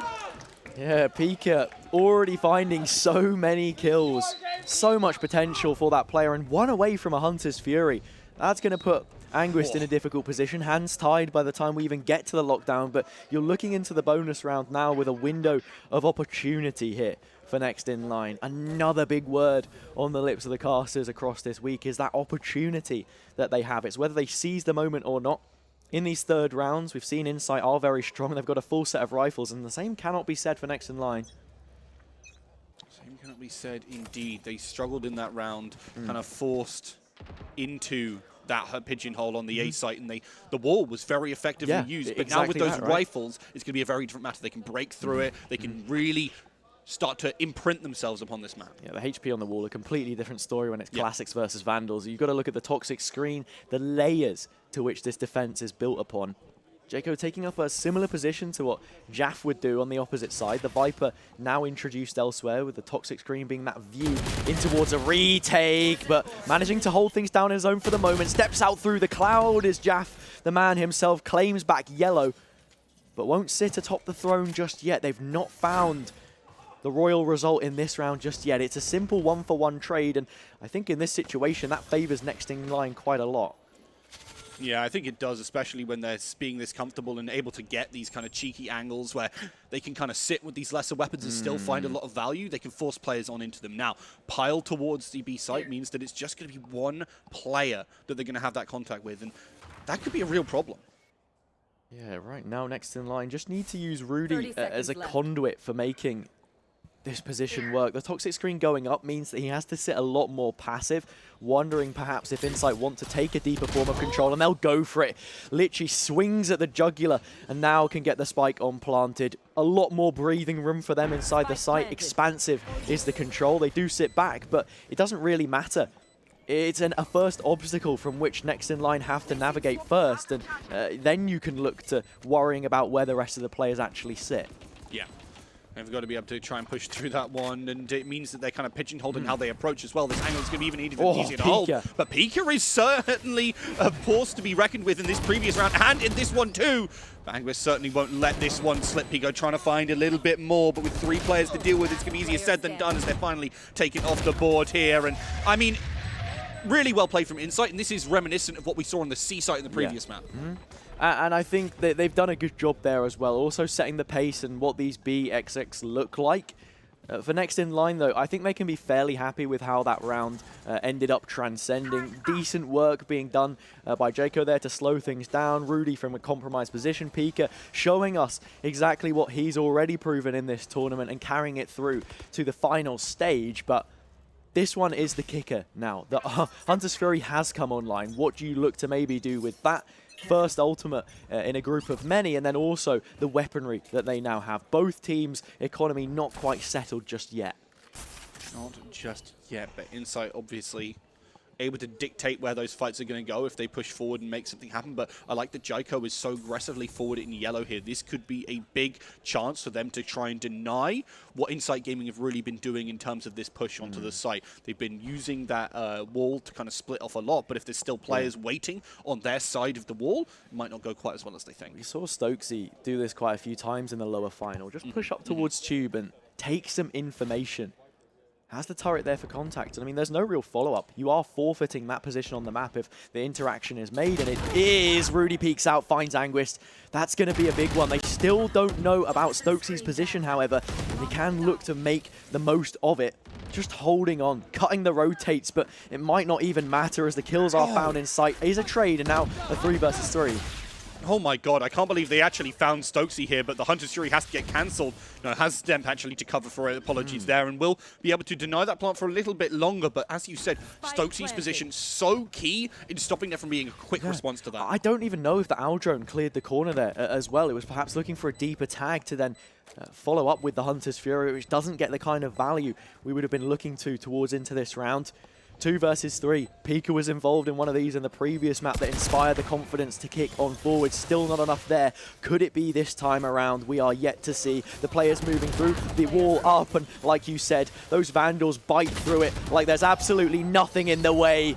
Stokesy, the battering ram, sent through the center, and there we have it, all tied after 4 rounds. I'm even going to highlight, right? I talked about at the very start, Jaff and their flankability and how they play around that and how the team plays around that. But so far in this map, it's been Anguist and Stokesy doing that, and they've been working with it well. I've really enjoyed how they're kind of taking control of the map and putting that pressure on. And because there wasn't enough of a response from next in line, things started to fall apart. Stokesy was able to get that lurk to be super effective.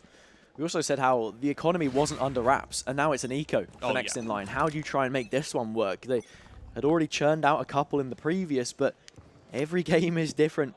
Rudy doing something he hasn't done before, stepping where no Killjoy may never have gone. It's the trigger discipline again, but this time he makes it work. In for a penny, out for a pound, and sends out a couple of big punches. Only issue is that is it for Insight. They've all the information, the trade of expenses was made, and now A was theirs for the taking. Some good damage, but it certainly isn't going to lead to a thrifty here, unfortunately. So far, I mean, he's in a decent position, but how do you get in versus 3 of those players? There's going to be a lot of information going, especially with Killjoy utility. That's really going to stop this from being a problem. These are the 3 agents in the comp which have the post plant, right? You've got nanos, you've got your shock darts, you've got your snake bites, everything is in place, and Pika might just be looking for exits here. Has a Vandal in hand.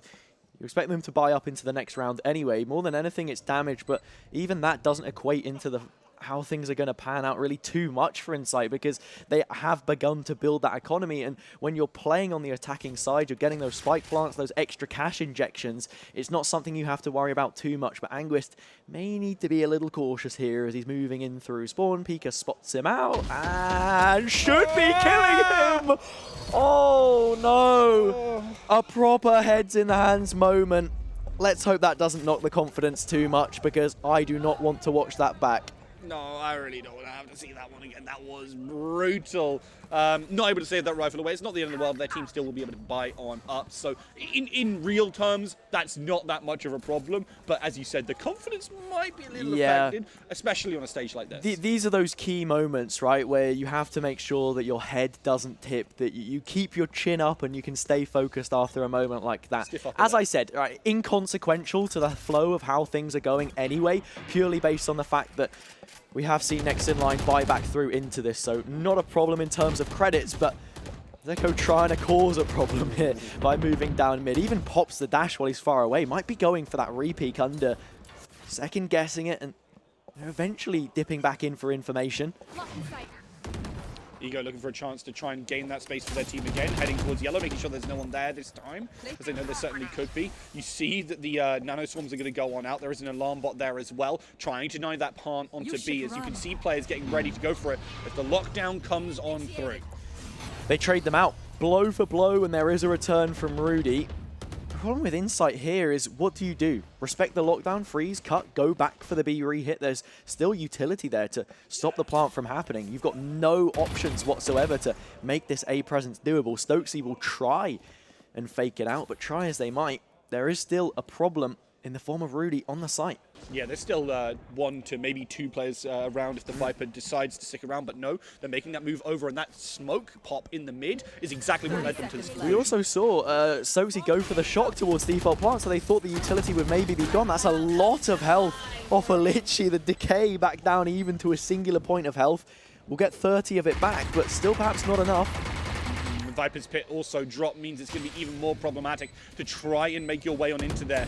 Yellow as well is going to be a real problematic position. 2 players waiting in and in outside of that smoke. Ego steps up to the plate and continues to deliver for this squad, but so does Stempy. Now a 3 versus 3. The Pit still raging onwards. And next in line need to try and find a way to weather this storm. Not going to be Zeko the one to do it. Litchi, in fact, just playing off of all of this. Softened up a little bit by the stake bite. Stemp for his 3rd. Needs an ace to win it. Already up to 4, but Jaff is still in play. And so too is his utility. Reigning supreme over B, as it seems the Insight will be reigning supreme over next in line in these early rounds. The advantage grows, and Stemp left to woe the fact he can't save the gun. Yeah, that's really unfortunate. It's even more unfortunate for next in line that this is their opponent's map pick. They've got the side choice to kick things off here, and it just has not been going their way. They won that pistol round for the first time, and they weren't able to convert on into it. Stempy tried as they might, but that Viper's Pit was just too effective.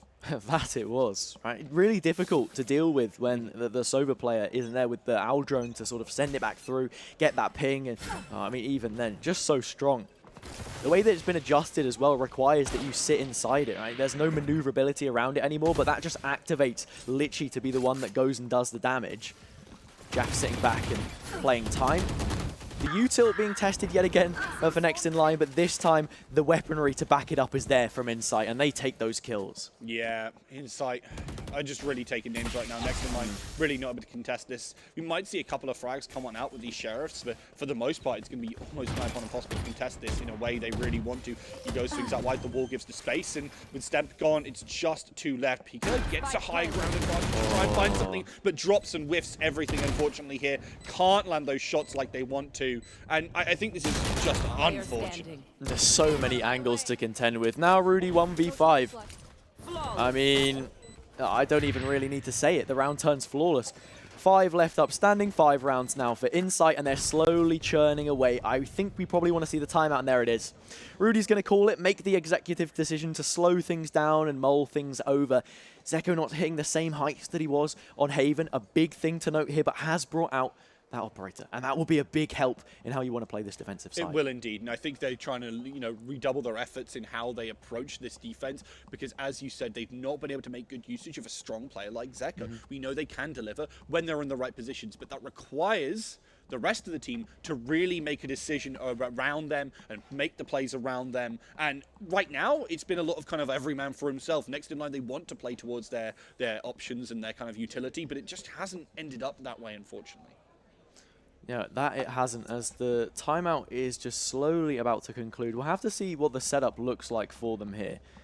I mean, this is another round which you really need to pick up, because otherwise, yet again, it's going to be a similar story of Insight carrying that advantage from their attacking half. And even then, when you look towards what the defensive half looks for them, like on this map, it's incredibly strong. There's so much about this team, not just in terms of experience, but the way that they're able to play things. And it's those two cores upon which this has been built. And really, Insight, they're top-seeded for a reason. There's just so much versatility. Yeah, and everyone was expecting them to be able to perform to this level coming on into the tournament. There were a couple of shakes, there were a couple of, problems in the team, but they've managed to rectify at least the majority of them, and definitely enough to take down next in line, who are, unfortunately for them, a little bit of a younger team. They don't have that veterancy, they don't have that kind of confidence on the stage, I feel like.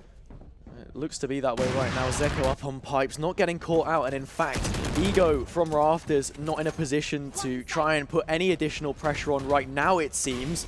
Finally, the temperature does begin to rise as a couple of stray shots are sent in his general direction. It's Zeko that snaps back, however. Finds the opener. Rez in play, a possibility to use it, but it seems as if Insight have other ideas, with Jaff already making great strides in the general direction of middle. Certainly could play spoiler here, but knows that there's the turret nearby. The Oh, shot from Zeko whiffs, and as I'm going to say that maybe that first shot could have led to a resurgence for Zeko, but it doesn't seem to be that way. Insight Gaming have the foresight to make this rotate over to B site and then really make it theirs. It seems like a real snowball effect. I mean, a slippery, slippery slope, and right now it's Insight that are making their ascension. Next in line, crumbling, crawling to get anything done here. Stemp has been a real big factor in what they have achieved, though. Needs to make a round out of it. Has the res available. Could pick Steko back up to his feet, but Jaff is playing so close by. Anguished as well, also in that position from Snowpile, needing Stemp to come back around and assist Jaco in rooting out the problem from where it currently sits. In he comes, headshot barely onto Jaff, swinging out with the shorty, but it's a last-ditch effort. And Anguish pitches himself down. It was an admirable effort, but at the end of it, it was just the fact that they weren't able to have the information they needed on the map. As soon as there was that fight on the A site, they kind of lost everything. Everything kind of fell apart. They haven't managed to have that rigidity as a team, and that's why we saw instantly. I mean, Jaff just being in the right position, able to make so much happen for the team. And sure, steps up. He manages to deliver some fantastic frags, but it's not nearly enough to actually turn it into a win because of the positioning advantage, because of the information advantage, because Anguist was holding that down, and he's kind of cracked. That he is. Zeko needs to tap into some crackness right now, but will only break a singular skull. That of Litchi. Another win condition potentially lost. The Blade Storm, something which you're looking to play through somewhat vicariously when we see the West of the weaponry on this team. And yeah, Stem can't get much done with the Sheriff there. Player disadvantage, not too much to work through. The one weapon they did drop is on the other side of the map. Just looking to play numbers and find anything right now to get back in. There we have it. That was good there from Jai to be able to take down Anguist, and that's the kind of opportunity, as you said, they needed. We've seen great martial play so far, but on the retake, it's not such an effective weapon. They're going to try and look for a chance here once again, but unfortunately completely whiffs as Jaiko, and the Hunter's Fury is coming to bear, especially with the backup of these rifles. This has been so brutal. Oh dear. Just grasping at air with those shots, Jaiko. I was about to say as well, because that's your rotate player in through B and you still have the toxic screen up, it makes the retake a little bit easier. You've already bought yourself some space, was able to find a singular player from backside. The recon brilliant as well to just distract Ego, throw out a red herring, and there just is no full stop on the end of it. Now we come into the bye, but this is some serious Lascar stuff, and just as it's happened, we're actually going to go into a P10, the first tech that we've had pop up so far in the final, hopefully the last, but I wonder what kind of mental impact it could have cropping up at a time like this when you need the round so badly. Yeah, I think it really does, simply put, suck that you've got to have these tech balls. Obviously, there's not anything you can really talk about because of being a tech rather than tech. Yeah. And it really puts a stop to the momentum. But I don't think that's a problem for Insight right now. It's not like they're rolling hot. They are just playing well. They're not like hitting everything. They are trading back and forth, but they just look confident. I don't think that confidence is even remotely going to be knocked by this. Whereas next in line, I think maybe they'll be cooking in their own juices. In a way, there's multiple ways you can look at it, and it really does depend how Next in Line treat this. The tech issue has been resolved, so just a mild impasse in what has been the progression of this game, but a little extra moment for them to speak over things. Make sure that the setup is as perfect as they can ask for it. Snakebite out immediately, Zeko trying this again. It barely worked the last time, and it certainly won't this. So much expectation from Insight, playing from deep. They take the kill. Jaiko looks to follow it up and needs to go big. 3 players in the crosshairs, gets the first and peels away. There's a res. Yeah, they're going to be able to get that one back up right away. They've still got access to Jaff, key agent, obviously, on that Viper, so very necessary. I really like the fact that they tried to go for this, tried to get some conditioning and then get the punish from the attacking side, but from next in line. But unfortunately, Insight, they're just so strong. Yeah, I mean, you still had that screen wall now with Jaff coming back online to fake presence elsewhere, but I don't think there are any illusion, smoke and mirrors being put up as to where Insight are headed right now, because next in line fully anticipate it. Owl drones, recons, enough information to scalp. Rudy scalps, Jaff finding one, needs a bit more, and he'll get it. Switches out to the classic and can't find anything else. A trade back from Jaiko, but Ego's already doubled his worth. A 1 versus 2, a big clutch required in such a pivotal moment. Jaiko not holding for the right angle, and Anguist takes it. Yeah, and again, we've seen heroic plays from next in line members, but it's not been enough to put them over the edge. Unfortunately for them, Insight just take control, and they just keep hitting shots, keep peeking together, keep playing as a team. And I think, again, that's the big part of it. It's not just been Anguist this time, it's been everybody else really just on the same page. I mean, a bare minimum here. Next in line, we'll have one more buy round. This, a mixed one. I mean, Zeko not even close to Blades, but will still gamble into that Vandal. You've got another ult cycle about to come online with quite a few key pieces coming through. Rudy's lockdown, Hunter's Fury as well, only one away. Couple for Jaiko. Insight just playing their own game right now, though, and I think that's the most important factor. Focusing on each individual round and finding these gaps, exploiting, manipulating the next in line defense. Yeah, Next in Line have not been able to do a similar thing back then. They've not been able to force them. They've not been able to make them uncomfortable in any way, shape, or form. And you can see that in that comfort that you were so highlighted. Jaco only has to buy time here, however, because for the first instance, we've seen that pressure, that flank, coming in from the opposite end of the map. Not really tested in any capacity from Next in Line, as it has done in these rounds. And already we've seen Insight go for this big stack, big group up outside of B. There is going to be an alarm bot, however, and that should give the information away. As soon as they step forward, as soon as they shoot it out, that's going to tell them, and you can see instantly, turns back towards it. They do not want to get caught here. They do not want to get taken out like this. The lockdown goes through, and that's going to say, hey, give us some space, or we're going to fight. And they absolutely will fight. Jaco gets that first shot, but they do lose Rudy, and that's going to be very important here. Oh, Stokesy moving up, can't quite find the shots onto the updrafting Zeko, who's now gone back in and punished him a second time around for his mistakes. The flank becoming to realize, I mean, the alarm bot went off once, but you didn't know how many people it would end up being. Nice spam over the smoke. Zeko just catching a whiff of Anguist and completely swipping him out. Stemp has gone all the way around yellow to take Ego, but now it's Jaff. 1v3, a difficult task, but we know how good he can be in a clutch and still has the pit to work with. Takes one. Yeah, manages to dodge in here and should be able to really play around this information. Angle. I mean, he's very isolated within the pocket, and they just don't have a read. A single snakebite could be enough to buy so much time. The decay already through. Zeko needs this, won't get it. Jaff finds it instead. So low for the counterpart! And Jaff claims his opposite number. Claims the 9th. A laboured affair for a low investment from Next in Line, but that is just ludicrous stuff.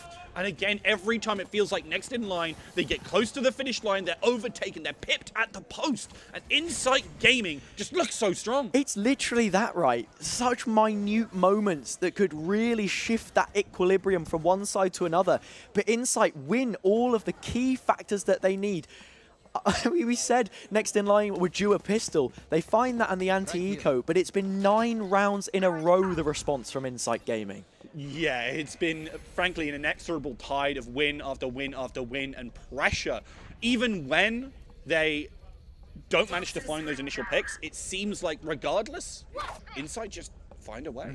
And into the gun round now, the final one of a half. It's a similar story to what it was on Haven in the fact that these ults are available. We've seen the Viper's Pit taken for B, split in half by the toxic screen of Jaff, and now Ego looks to cut apart the site himself, blades in hand, striding forward, trying to take Zeko, flies over the top but cannot connect. Rudy good, the Bastion in the back, sending out the lockdown and slowing down these players. More utility to assist, but they've taken what they needed and they're just following away. Jaco's fell in the midst of things, the flank is evaporated, and now everything that they need is there in the 4 versus 2. And again, I want to highlight the positioning from Jaff here. It's absolutely brilliant, and this is what I wanted to see from them. Jaff, Stokesy, whoever it is, I don't care. Insight Gaming are using their lurkers very effectively here. Beacon's going to invest. This does get a kill, brings it closer, but now they know exactly where they are. And Jaff was ready and willing to take them out. There is Jaff. Your controller player in the form of Viper on this map, always huge for a lurk as well, because the smoke's activated remotely, introduced when necessary. Jaff goes traded. His former teammate on the old roster teams up with him here on the new roster to give them 10 rounds on their attacking half. Yeah, really well played by Jaff and Stokesy. And I think, again, the understanding of how to play around those lurkers, how to play around the fact that your opponent doesn't have the information has been brilliant. The denial has been good as well. Insight Gaming, understanding what makes their composition tick. Yeah. And that's what you have to do, right? Especially when you go into a mirror matchup like this, understanding why you're picking it, not just going into that sort of meta matchup, I suppose, and understanding each of the working parts and how those interact, especially on the opposite end, how we've seen these Killjoys and Sovas interact, how, you know, you've seen Sage trying to slow things down, the Vipers as well, just all grinding down to a halt. And I think that is going to really be hitting rock bottom if you are Next in Line right now, because a pistol round is the sinking blow. It really is. If they get that, it will become a mire, honestly, for the side of Next in Line that I doubt they'll ever be able to recover from here. Insight just seem to be sticking to them and denying them every opportunity.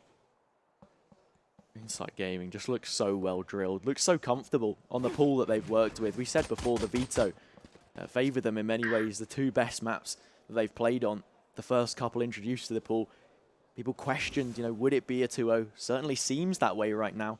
Next in Line need to offer us something to believe something, that this could end up something else and isn't just a foregone conclusion. And yeah, again, it's Insight. They did the same thing in the lower final, the passive A setup. Just moving away from it, drifting from that position. I actually really like it. I mean, you get a lot of information off the back of this Turret. The turret, that's the word I was looking for. Yeah. And they also control every other part of the map. It means they're not going to lose all too much. Now they get the information and they're going to be able to rotate on over for that retake. An area that was big before was the mid flank, however, something that they weren't quite able to dictate as well as they perhaps would have hoped from that defensive side, and Jaco does punish. Yeah, the fact that Jaco managed to slip through there, even though they originally had a player watching, was because they were not on point with how they rotated on into that. And, well, next in line, they're taking advantage of it. They're going to try and win this gunfight. They're going to try and wrest back control. They're also playing forwards, right? Not just baiting in time. Jaco's still working around on this flank. Zeko does take 1 kill. It's the 4 versus 3, and here he comes yet again. More kills left to be found for the Viper player as he goes up to 3. Could next in line go up to 3? Yes, they can. Rudy takes it. And that's the pistol that they required to give us just a bit of anything left in this final. A glimpse of hope. Yes, they right. might be able to bring us back for that third map. Oh, my lord. I mean, it was really well played, honestly, by Jaco on that flank, managing to slip one through, and how he played after they got that initial pick. Delaying, patience, fantastically done. And it has, as you said, give them an opportunity to walk this one through. It's all the same things cropping up. Those glimpses. We need consistency. Found the pistol Antico last time around. The rest of it, all Insight. Absolutely no word in edgeways. It needs to be more than just that on the attacking side. They have a chance to dictate the pace, but how much will Insight allow them to do? Completely flexing what the setup was, and it's this versatility, the setup that could be dangerous if we don't see next in line interact with it. Could be dangerous indeed, especially with Zeko on that rifle. We've seen what happens in these bonus rounds with those rifles and just how devastating they can be Insight themselves. Loving that one a little bit, but 4 players waiting on this A side. They've changed up their composition completely. Stokesy just hidden up in the top site. Things very slow right now, but slowly moving in towards that execute. Zeko brought up into the Vandal. Jaff finds 1, Jaff finds 2. It can't be like this, that the wheels come off.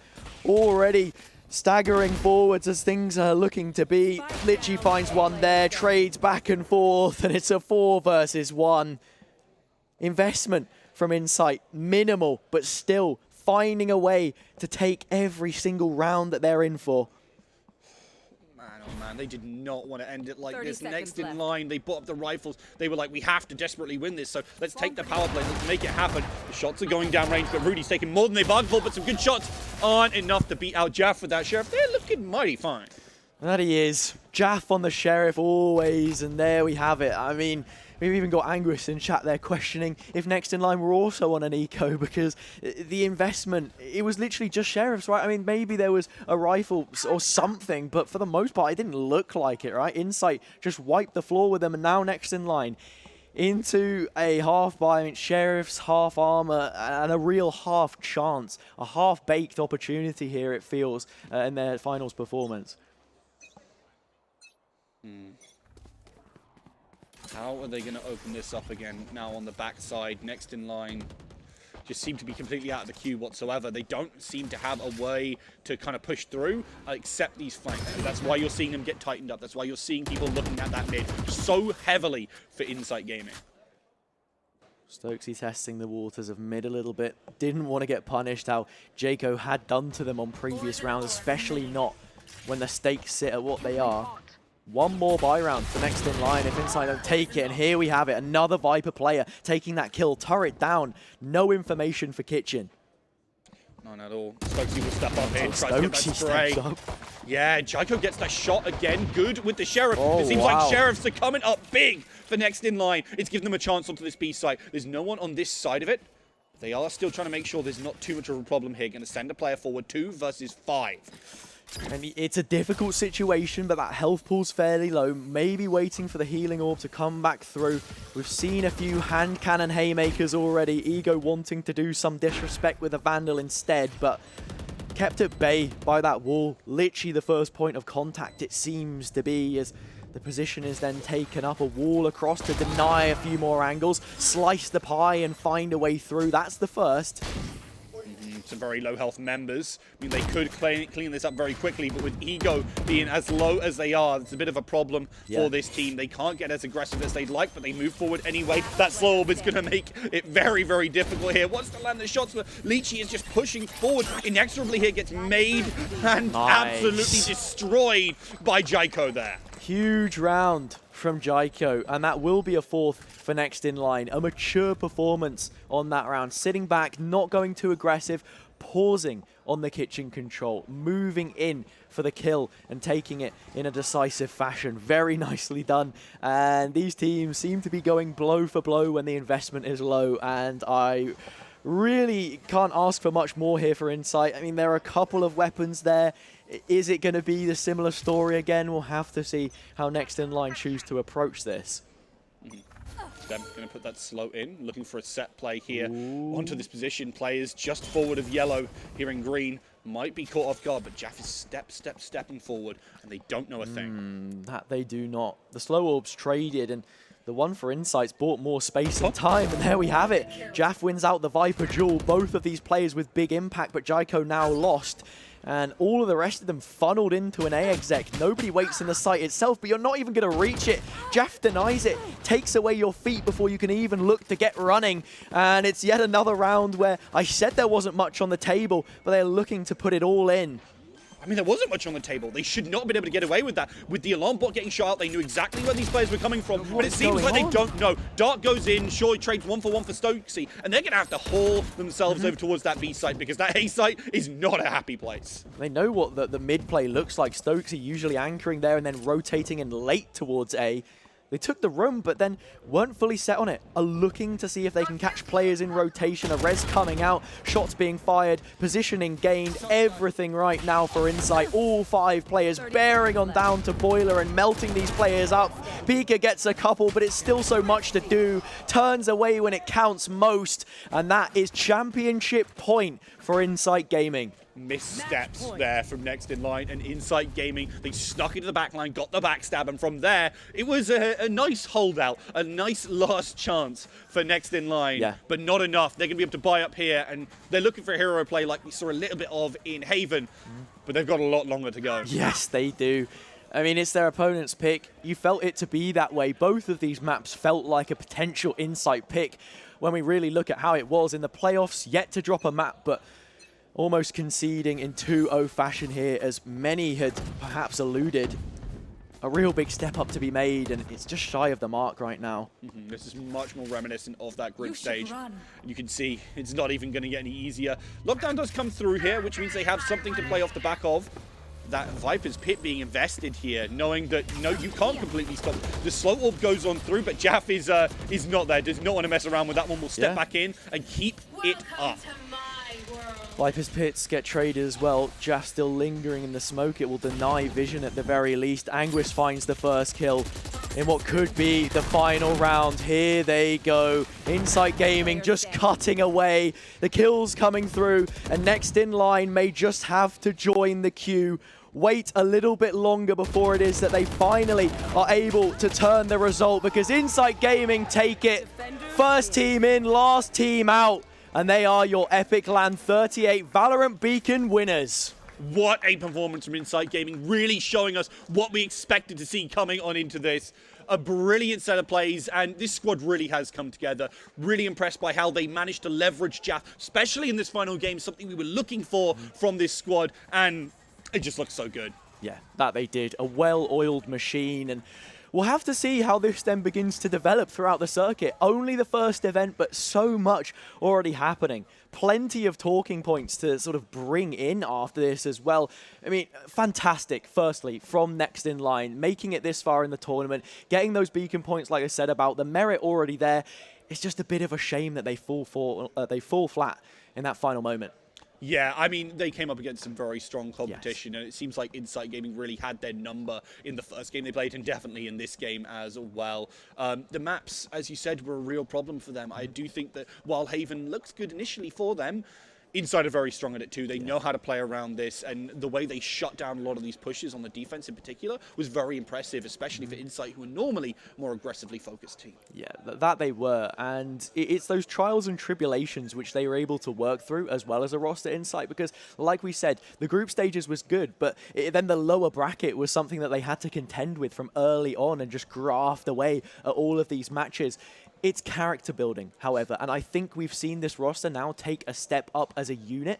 We had a few different ideas coming in. It was a new roster. They're fairly well scrimmed, I think it's fair to say. The same thing is there for Next in Line, of course, but newer ideas, less experience to build upon, I suppose, but this an experience in and of itself, and one which they can look to be very proud of.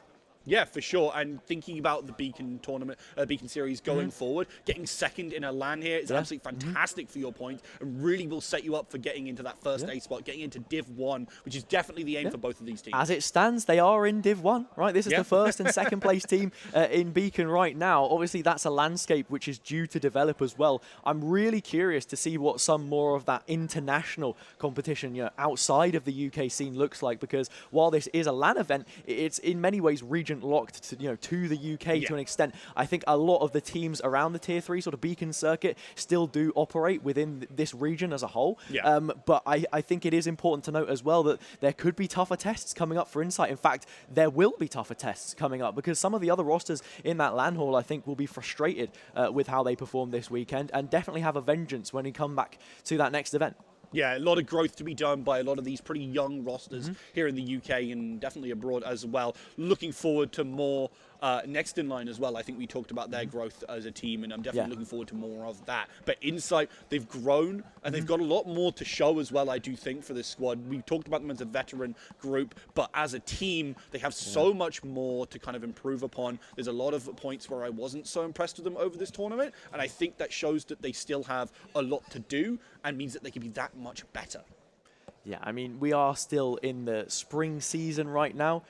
Growth fairly important, though that blossoming not beginning just yet. We will be joining a different season on the stage in the form of summer very shortly, but we are just waiting for them to get set up, and hopefully we can hear from the players and how they're feeling about everything. Yeah, I'm really looking forward to it, because I think the players have been very vocal. It's been absolutely brilliant. Yeah, that it has. I think we are just anticipating the throw, and there we are. We will hand it over to someone. Spring has finished, summer is here. It goes by winter as well. I don't even know at this point. Take it away. What can I say, Hazza? I go by all the season, which means you can call me any of them and I will answer. But thank you for the cast along with Roke. You've done amazing throughout this event, and especially on the grand finals, which we have closed out now. A stark victory, a 2-0 to Insight Gaming. And especially since we were looking at the predictions before in the Twitch chat and the polls that we are having through, we're favouring Next in Line. It's been an upset in regards to the fan base as well. Indeed it has as well, but look at Next in Line. There was C7 coming into this, they overachieved, came to grand finals, and it was just so clear to me that it's still respectable regardless of winning or losing. Getting here is a massive achievement for them. But Insight on those two maps looked very clinical. I mean, Next in Line won the pistol rounds. We saw it backstage, and then when it comes to the force buys, I really think that Insight just about edged it, and every round paid off on a big risk. Yeah, absolutely. You could see the experience flooding from the side of Insight. You have finalists from last Epic, powered by Intel as well. But when we're talking about the pistols, like you mentioned, it really did seem like they Next in Line had a rough start to the series in general. Going to Haven, one of their favoured maps, going 3-0 on both start of the halves, it's not really the position you want to be in, because you're giving up 8 rounds basically at the start. And hopefully they're going to be taking away this. They're going to have that experience now. They had that amazing upper bracket run that we saw throughout the weekend, and now they've had that stage experience as a team. This is the furthest they've been able to get in the Beacons brackets, and well, it really sets a precedent for the rest of the year. Absolutely. And again, when it comes to teams, only one breakthrough event and then you're set. And I really think this is a breakthrough event for Next in Line. Once the jitters are gone and they get to this point, it's so clear how far the potential is. It really is to the sky at this point in summer. Yeah, absolutely. Any standout players for you personally on either of these teams through this series? I think Rudy, in terms of Next in Line, has been very much good throughout the entire bracket play. I mean, today, of course, they lost, but I really will always root towards that player in terms of it all. And in terms of Insight, I mean, Stokesy, Litchi, and Jaff, they all fried at different points, even Ego. But I probably would give it to maybe Jaff, I'd say. Jeff, well, we are waiting for the casters to pick the MVP, which there is a separate prize for that player as well. But I believe it's time for an interview with one of the winning members of the team. Of course, and joining me to Dev is going to be none other than Jeff. Come on, it's okay, you can come in. So Jeff, congratulations first of all. Thank you. Now, in terms of today, when it comes to the vetoes and map picks and how you're feeling, obviously it's a bright and early start today on a Sunday morning. I wanted to kind of dig into your brain a little bit and think like how we're Insight feeling today going into this one. Okay, we thought they completely trolled. Like, they picked Haven into us, and we 13-1 Jokers on Haven yesterday. And so we didn't know why they picked that into us. And then Icebox is our best map, and then Ascent's our second best map. So we thought, we were actually just laughing, like, there's no way they gave us this veto. In terms of it all, but in terms of it, I really think, you know, when it came to it all, you were C1 coming into this. It was very clear from a Telegram point of view that, you know, you're going to come in and do well. But who in your team would you say has surprised you the most? Stokesy. I think Stokesy really stepped it up. Like, his calling and his adaptation, like, in scrims, like, I've been very critical of Stokesy and, like, trying to help him improve, and with your boy Lewis as well. And honestly, Stokesy's really improved a lot as an IGL. I thought Agwis was good, but he's the most consistent player I've ever seen in my entire life. And even the variety as well. I think the Breach on Haven as well was quite an interesting pick, but he definitely came through and done a good job. Yeah, I mean, so we did some roll. We actually did a roll swap on Haven on Lichy on server. Oh, really? What'd you do? Yeah, Lichy's on server now, and Stokesy went Breach, and it just kind of fit the role better of, like, how we play the map. Well, it paid off, and you won. Now, in terms of it all, I really think that the interview can maybe be done now. I'm not too sure, because what else really do you want to add other than, you know, Insight coming home with a 2-0 win and beacon points to your name? There's going to be a very interesting interview being released from Hazza, where we completely just predicted everything that just happened. So, Like mind games. yeah, mind games, and you know that it would just be an easy land just to go through. Make a great sidekick, you know what I mean? Yeah. It was great. Make a lot of money. Either way, Jeff, thank you very much. Don't worry, it's all right. It's all right, it's all right. It always happens. Jeff, everyone. Well, some of you heard it there from Jeff. Yeah, definitely. They were confident going through it, and well, they've shown up why they're confident and why they've taken, well, this land by storm, basically. Mm-hmm. But I really think, you know, Insight, again, have now got a great start to the season ahead of them because the points are coming into their locker and they're going to pretty much roll into events throughout the rest of the year in a pretty clear position without being leapfrogged. What does this mean for them, you know, in terms of maybe the long-term prospects? Will they stick together? Will we see, you know, more improvements as it comes along? Well, I think in the interview we just had with Jaff, they are looking very strong with those rule changes in specific maps. And well, they've just won EPIC38. They're getting those beacon points. And with the changes now coming into, well, the hierarchy and the grassroots scene of esports, especially in VALORANT with the changes in T3 to T1 with the Ascension Leagues, it could prove that we could be seeing this team in Polaris. There's always a possibility, especially now how it is, that Insight maybe in the future will be big names, but I really think EPIC38 is a big win for them, and in terms of the longer prospects, well done. Honestly, that is impressive. Absolutely, and we do have the trophy for the winning team, but before that I do want to say thank you to all the production team. Of course you have us on stage, we are just the forefront of it, but behind us there's a massive team of us. We have Grace as the stage manager, we have Cara on OBS, we have Hayden on audio, Ollie on replay, Tom on tech, Tex with our director, we've had him throughout the weekend for all of the VALORANT games, and then Will on admin. But again, there's a massive host of people behind, and we do appreciate all of the support. But it is for the trophy. The team is all for. So, Insight Gaming, would you like to come and claim your prize? You've earned it, boys. It's been a grueler of a bracket, but you've done it. You've climbed the summit of EPIC38, and you have won yourselves 2. Insight Gaming, everyone. EPIC38 champions. There we have it, EPIC38 champions powered by Intel. But again, a thank you to all the sponsors. We have MSI, Overclockers, and of course the event powered by Intel. But that is us for now on the VALORANT scene. Soon we'll be back with some CS, so we're going to see a little bit of a different game up here. But the MVP, are we ready with that? With the casters trying to get that MVP vote so we can give away, well, the prize. Which is a jet statue for the Yes, it's VALORANT a jet guys. statue for one of the VALORANT teams. I believe we're waiting for the casters to come back. Or maybe they're off stage. I'm not really too sure. Off stage. Maybe off stage. I don't know. Well, it was a pretty statue, to be fair. I mean, we saw it back there. It's like massive. Have you seen, like, I've had one of the Phoenix ones. Have you actually? Yeah, it's really nice. But before we get the MVP back on stage to claim that Jet Prize, we're going to have a look at the replays, have a look at the screens either side of me, and you're going to see some of the better plays that we've seen throughout this series.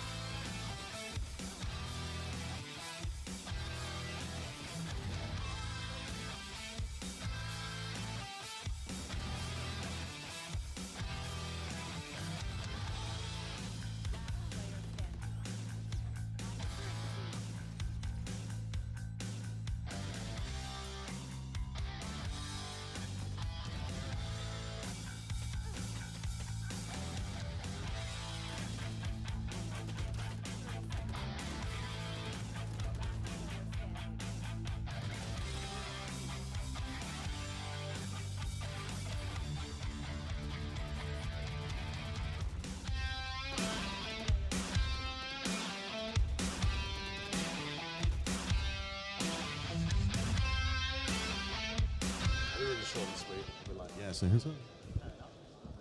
And now we have our MVP, vote in from the casters that have been casting all these games this weekend. We do have Hazza here with the prize, and I do want to welcome up Anguish from the side of Insight Gaming, who has been voted for the MVP and is going to be winning this lovely jet prize, presented to you by none other than the caster himself.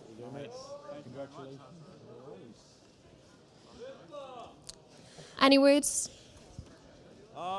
Not really. I love how we played. Like, the boys played really well, and I expected to get MVP anyway. Just How confident are you?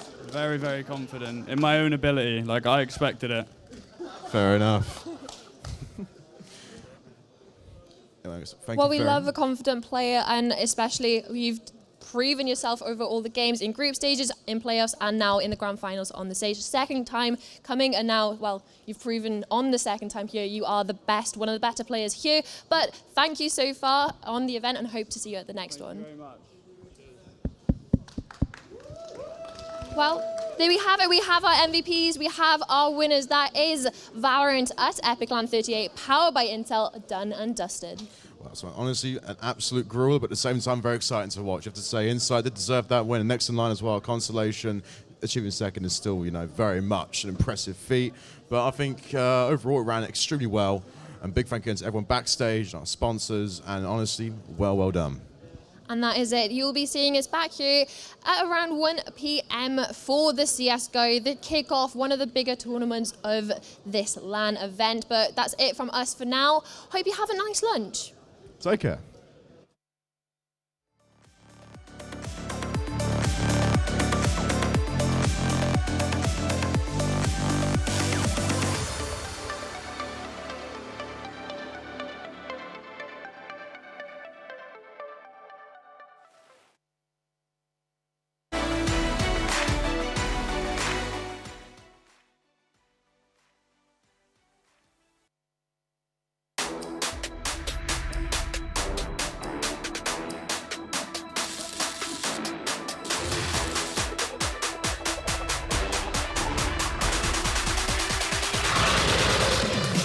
Overclockers, welcome.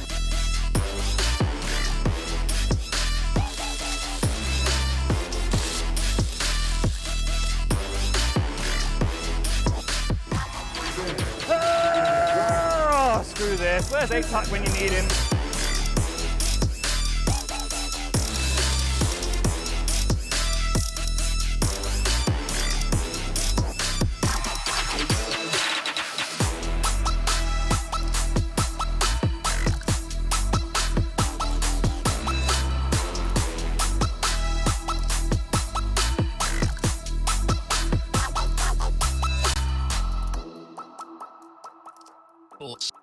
Esports.